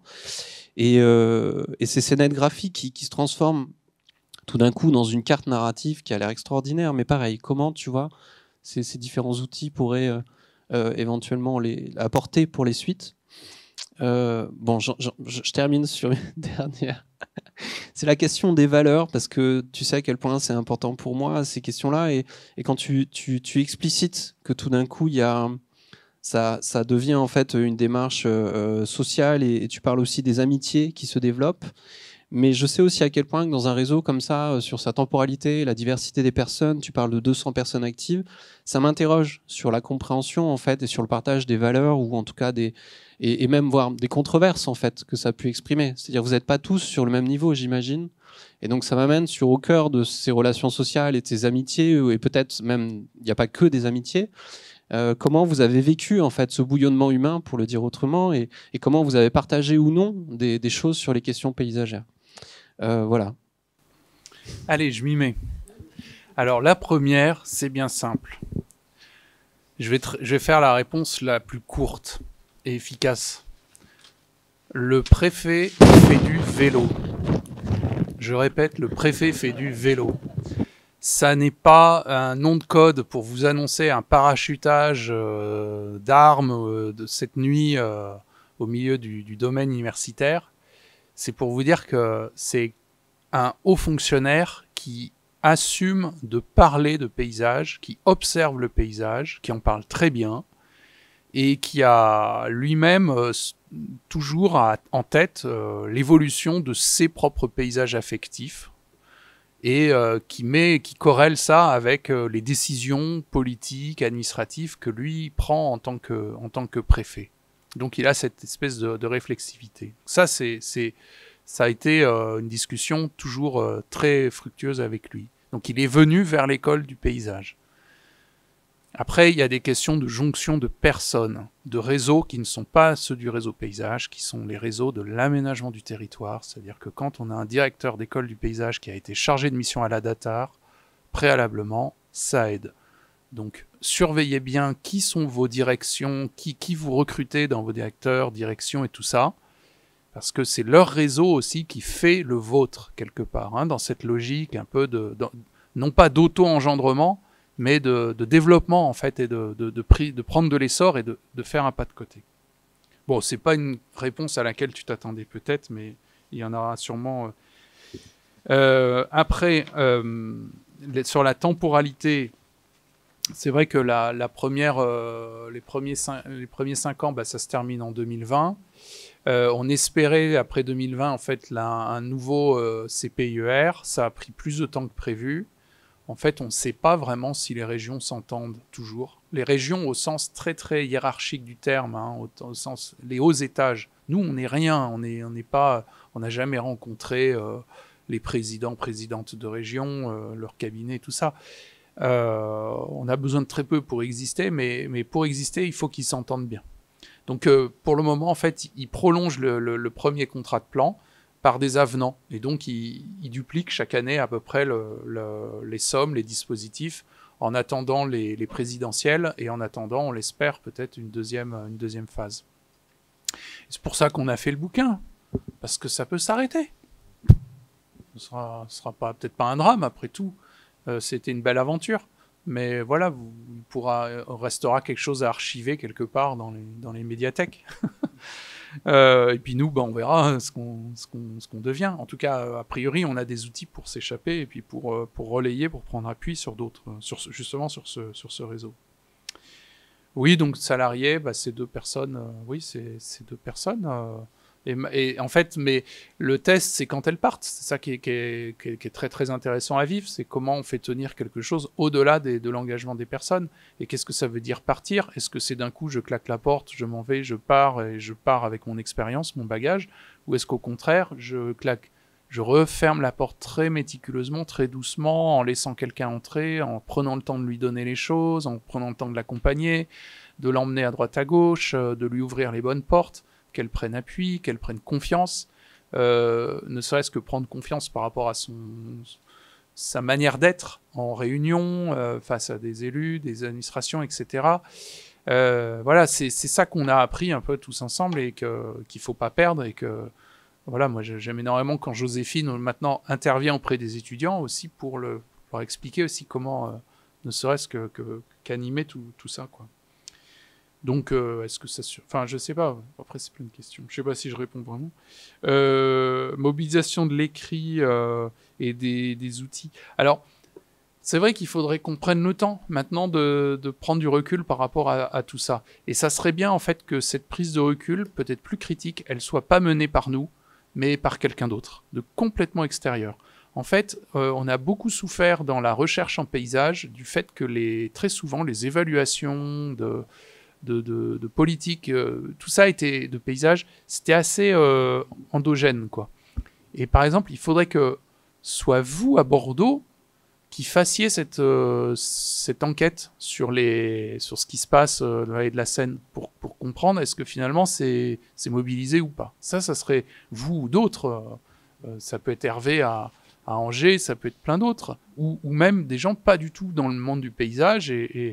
Alors en ce moment, c'est marrant parce qu'on voit défiler plein de stagiaires de l'ENA. Alors comme ça un peu flotte, c'est beaucoup de stagiaires qui passent.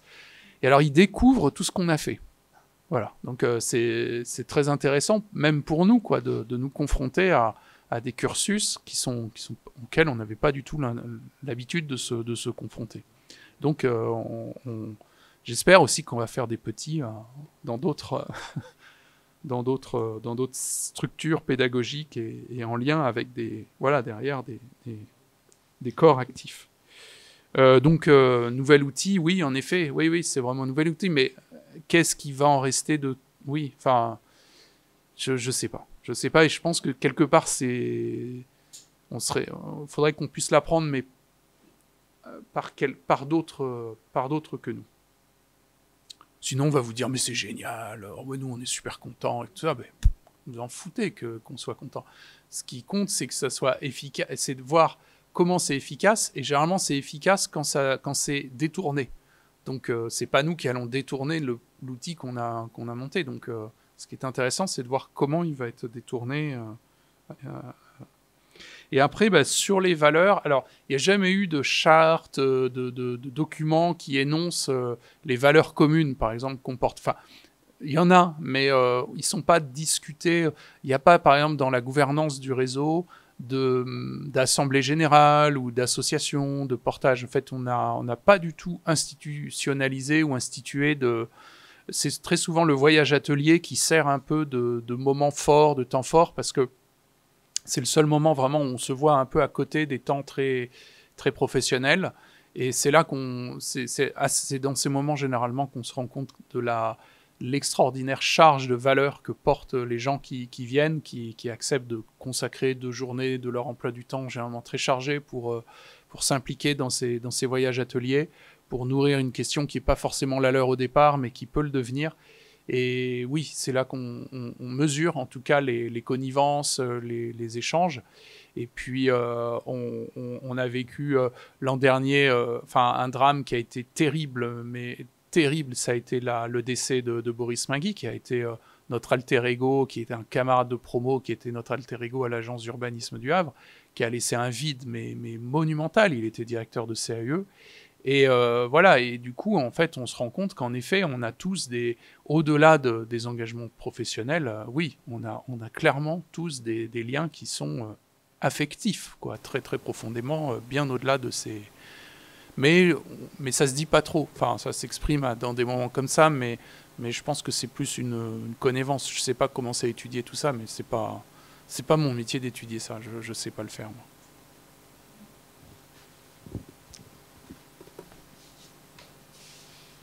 Il y a peut-être des gens qui voudraient poser... Est-ce qu'on prend une question en ligne ou pas? On alterne? Il y a une main, je vois Annelise qui a levé une main. Tu veux poser une question?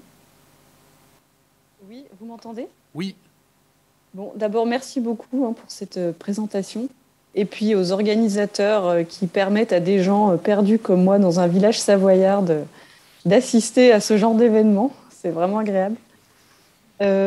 Ma question, c'est assez, on va dire, pratique. Enfin, je me demandais à la suite de cette expérience, donc le résultat, tu en parles bien, c'est la création d'un réseau de relations, de gens qui parlent de paysages, tout ça. Et puis cet ouvrage, ce livre qui recense des projets décrits par leurs animateurs. Je me demandais si vous aviez connaissance de projets, du coup, d'autres projets, de nouveaux projets qui seraient nés de ces rencontres, en fait. Voilà, c'est un peu la suite, en fait. Eh ben, pour moi, ça serait vraiment, pour te répondre, ça serait vraiment les 5 prochaines années, en fait. Mais je pense qu'en fait, il faudrait 10 années pour ça. Il faudrait qu'on nous laisse exister encore 10 années, s'il vous plaît, pour voir vraiment, pouvoir mesurer les résultats. Je pense que 5 années, ça sera assez court. Et que dans le paysage, dans les temporalités, de la maîtrise d'ouvrage, de la commande publique, il faut plus de temps pour qu'une démarche arrive vraiment à point, qu'on puisse aussi prendre le temps de la voir s'installer. Et en fait, dans 10 ans, où est-ce qu'on sera, nous, qui pourrait faire ce bilan, quoi. C'est là où il faut trouver peut-être un format institutionnel. Je pense qu'un labo, c'est là où l'école est bien, c'est qu'un laboratoire de recherche, c'est une institution un peu plus stable qu'une autre, quoi. Et c'est là où c'est important qu'on puisse vraiment savoir où on archive les choses, pour les transmettre aux personnes qui en auront besoin après. Mais oui, moi j'aimerais bien. Et en même temps, on n'a pas d'idée de ce qu'on veut faire, parce que c'est pas nous. C'est pas nous, école, de dire quel type d'expérience doivent être menées par les membres du réseau. C'est autre chose, c'est à eux de se saisir de tout ça, de s'inspirer, de construire les démarches. Et je suis certain qu'il va se passer des choses. Ça a commencé parce que je vous parlais des brebis tout à l'heure. Il y a le portrait d'un agriculteur dans le livre qu'on a fait, qui est dans le Cotentin. Ces prairies sont menacées par la submersion le jour où la digue rompra.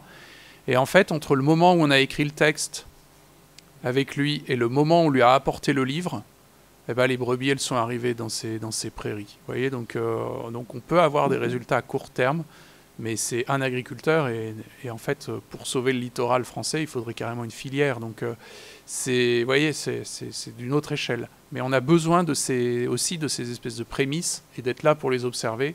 Ça veut dire prendre le temps aussi de revenir vers les gens, ce que Stéphane faisait toujours très très bien dans toutes ces recherches, de prendre le temps de revenir porter les résultats, les livres, les photos aux personnes qui ont nourri ces démarches.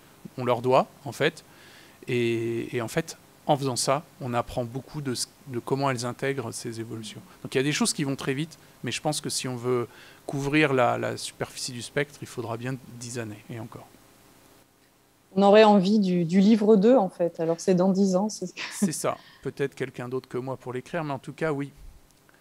Ok. Merci. On repart dans la salle ? Si vous voulez, donc Marion Vaconsin, je suis paysagiste à Bordeaux, enseignante à l'école aussi, et donc présidente de la FFP Nouvelle-Aquitaine. Donc merci beaucoup pour votre présence. Moi j'avais une question et puis une remarque.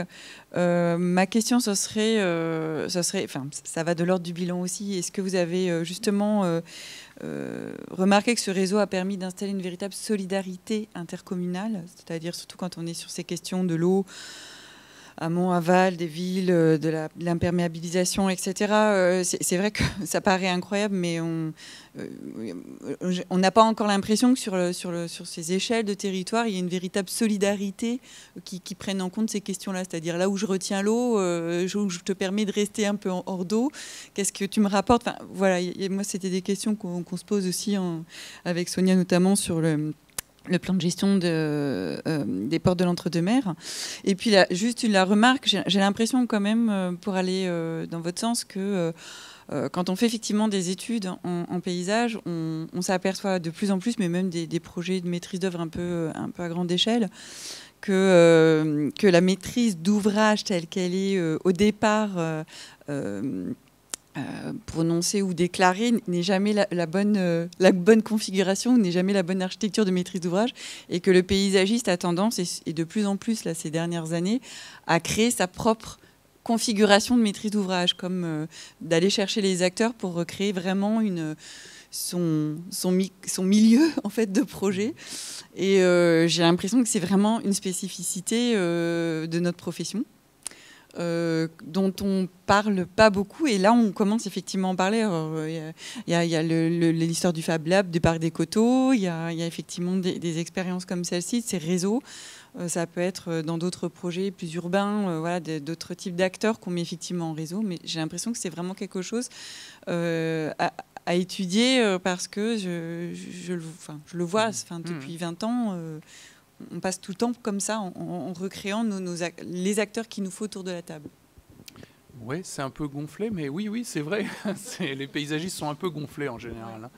Parce qu'on disait souvent élargir la commande, reformuler la commande et tout ça. Et ce que tu dis est très très intéressant. Moi, je pense que ça mériterait d'être observé de près à plusieurs échelles pour voir en effet comment se reconfigure aussi le maîtrise d'ouvrage, l'assistance, et c'est vrai que ça pointe du coup la nécessité de cette maîtrise d'ouvrage très active, très très impliquée en fait, et très elle-même un peu réflexive, et c'est pas ce qui est pas toujours le cas. Enfin, on va pas s'étaler là-dessus. Et puis sur la question du plutôt intercommunal et du bassin versant, alors c'est vrai que la Seine c'est un fleuve assez particulier. Parce que chaque crue, par exemple, va charrier les crues se lisent par l'eau, elles se lisent par les déchets et par des myriades de déchets plastiques qui submergent toutes les berges.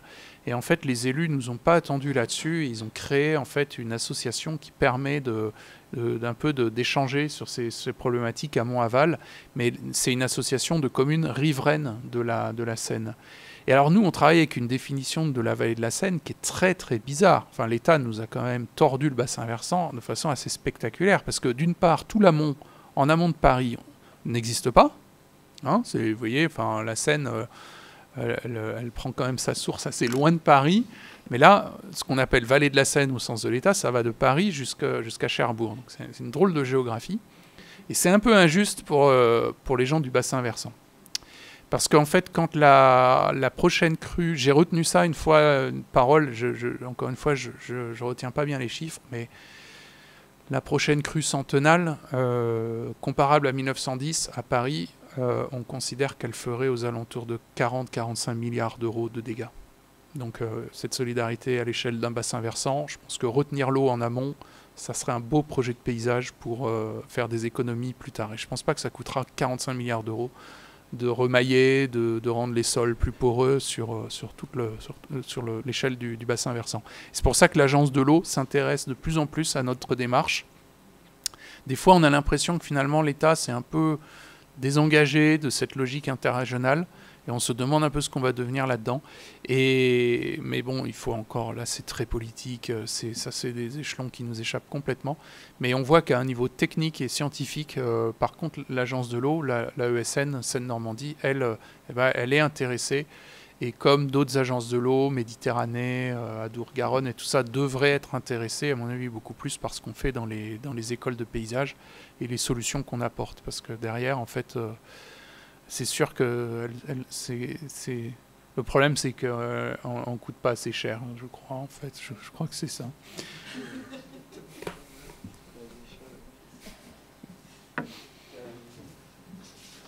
Continue. Donc il y a une question de la part de Myriam Lédé qui est en ligne.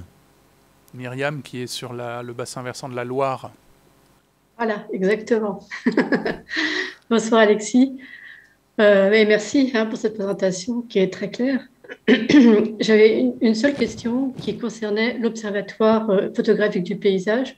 J'ai cru comprendre que ce système avait été implanté dans le cadre de ce réseau. Est-ce que ce grand projet n'est-il pas, comment dire, le point d'appui pour le futur? Voilà. Le projet d'observatoire, hein, tu veux dire? Oui, c'est ça, voilà. Alors, c'est vrai que l'observatoire, il a émergé dans un second temps. On a, nous, alors pas esquivé, mais on voulait pas être à l'école les maîtres d'œuvre ou les maîtres d'ouvrage d'un observatoire photographique des paysages, même si on connaît bien ces techniques, on connaît bien ces méthodes. Et là, il était important que ce soit les régions qui soient maîtres d'ouvrage et qui s'approprient pleinement cet outil. Donc il y a 2 missions photographiques qui ont démarré en Normandie et en Île-de-France, et avec l'enjeu, c'est d'avoir à terme une démarche commune. Moi, je vais être honnête, je ne crois pas qu'un observatoire photographique de paysage soit l'outil, le levier d'une démarche de pérennisation à long terme, d'animation, comme on le souhaite, d'une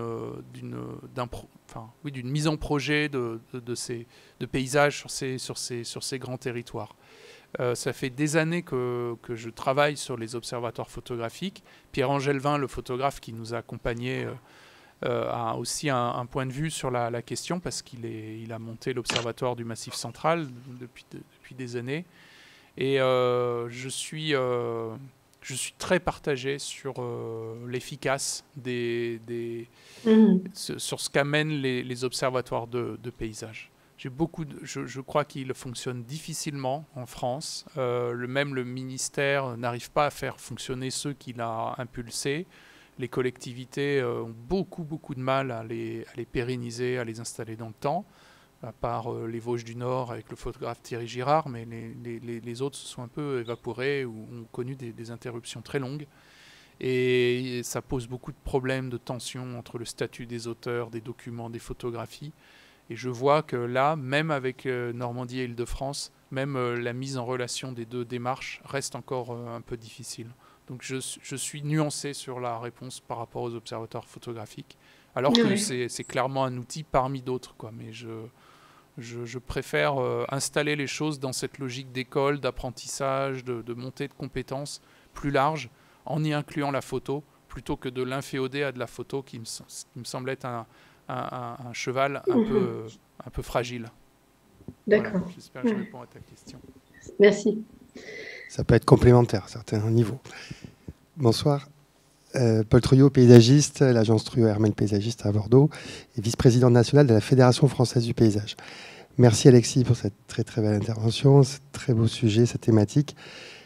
Moi je suis vraiment scotché par la capacité à travailler interrégionalement, quand sur les territoires, c'est déjà très compliqué, juste au niveau intercommunal.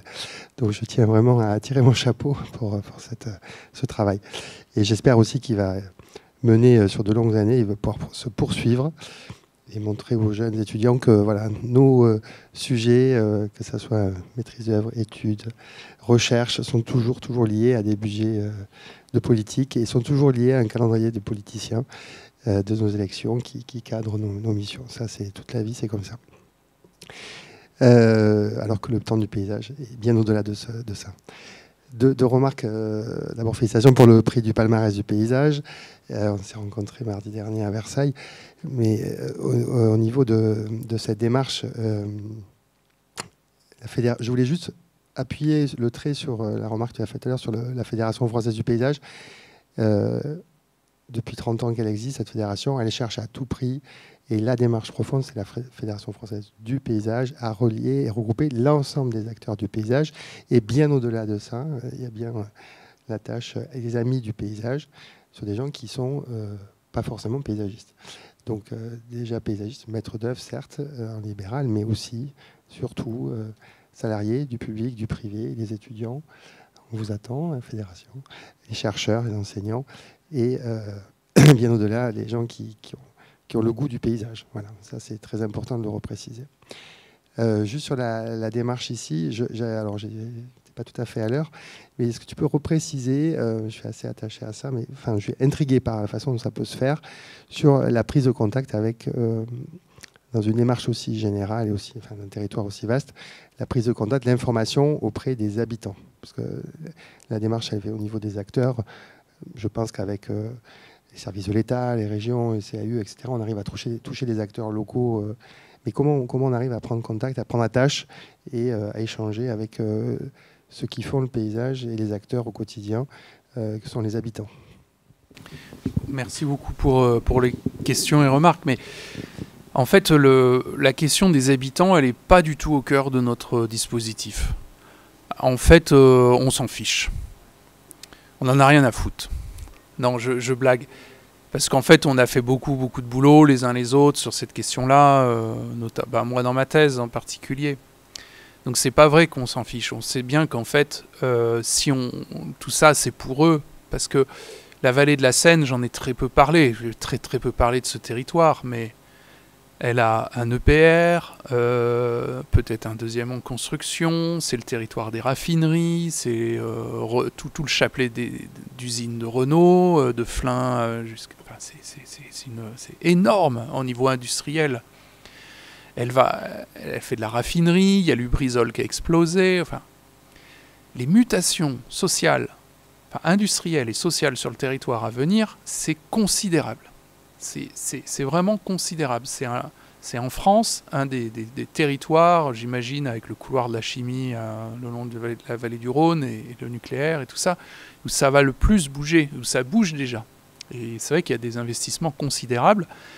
Les chargés de mission de l'État rigolaient des fois en nous écoutant parler, les paysagistes, parce qu'ils nous disaient toujours, mais arrêtez de nous parler, de nous bassiner avec la désindustrialisation dans la vallée de la Seine, ça n'existe pas. Faut voir que c'est un territoire industriel qui mute, qui se transforme, point, mais qui se développe en fait, plutôt que simplement il y a des portions industrielles qui vont complètement basculer. Les raffineries en particulier, enfin c'est vrai que quand on est à Port-Jérôme, on est sidéré quoi, de ce qu'on respire, de ce qu'on voit, enfin c'est impressionnant. Donc les habitants, ils sont là. Enfin, les habitants, les Séquaniens, c'est eux en particulier, quoi. Et on peut pas s'en foutre du coup. Mais là, par contre, sur ces échelons-là, on n'a pas de prise. C'est vrai qu'on peut alimenter des grands discours, la nécessité de la transition et tout ça, mais pour eux, ça va se traduire en fait par des crises, à mon avis, sociales, probablement assez violentes, assez profondes, parce que je ne vois pas comment ça peut se passer sans eux. Enfin, je ne vois pas des mutations aussi prégnantes, aussi fortes se passer. Donc il faudra des amortisseurs. Les amortisseurs, ce sont des politiques sociales, ce sont des politiques, des vraies politiques de l'emploi, des politiques sociales, c'est très clair. Et le paysage dans tout ça, on peut se dire, finalement, c'est un enjeu complètement second. Eh ben non. Le paysage, c'est aussi une ressource pour ces gens, quoi. C'est ça qui leur permettra en partie de surmonter certaines crises, certaines mutations. Bien, mal, je ne sais pas. Le moins mal possible, j'espère pour eux. Mais je pense que préserver du foncier, préserver des jardins, préserver des espaces, c'est ce qui aidera aussi à cette société de la vallée de la Seine à inventer un peu, poser un peu une part de sa résilience. Et je fais vraiment merci de ta question parce que elle est donc. Mais nous, là-dessus, enfin, on n'en parle pas directement. Je crois qu'on n'en a pas assez parlé. On a essayé de le montrer à travers les photos dans le bouquin, mais je pense que ça pourrait être un chantier encore pour les années à venir. Mais ça veut dire aussi qu'il faut aussi briser un certain nombre de tabous et quand on et c'est difficile de se pointer devant le maire de Rouen ou du Havre en disant non, tes raffineries, mon coco, c'est bon, tu t'oublies. Alors lui-même le sait, hein, enfin ils le savent tout ça, et évidemment il y a des démarches, il y a des plans, enfin même EDF c'est très bien par rapport à ses centrales nucléaires, par rapport à l'alimentation des fleuves, au débit hydrique et tout ça, lesquels pourront survivre, pas survivre, enfin il va y avoir un risque de... Mais pour que ça soit énoncé et que ça fasse partie d'une sorte de programme prospectif, là on est dans des échelons très très impressionnants. Alors ça ne veut pas dire qu'on nie tout ça, mais on apprend à naviguer en fait, on apprend à naviguer en eau trouble, quoi. Là. Mais c'est ce qu'il y a de plus passionnant, quoi. Mais on pose juste des jalons. Donc, voilà. Est-ce qu'il y a d'autres questions ? Damien, Stéphane, Hervé, Marguerite, Vincent? On est ravis d'avoir vu vos noms à l'écran, hein, les gars. Bon. Si on n'a pas de dernière question, on va peut-être en rester là pour Merci ce soir. À vous. Merci à tous.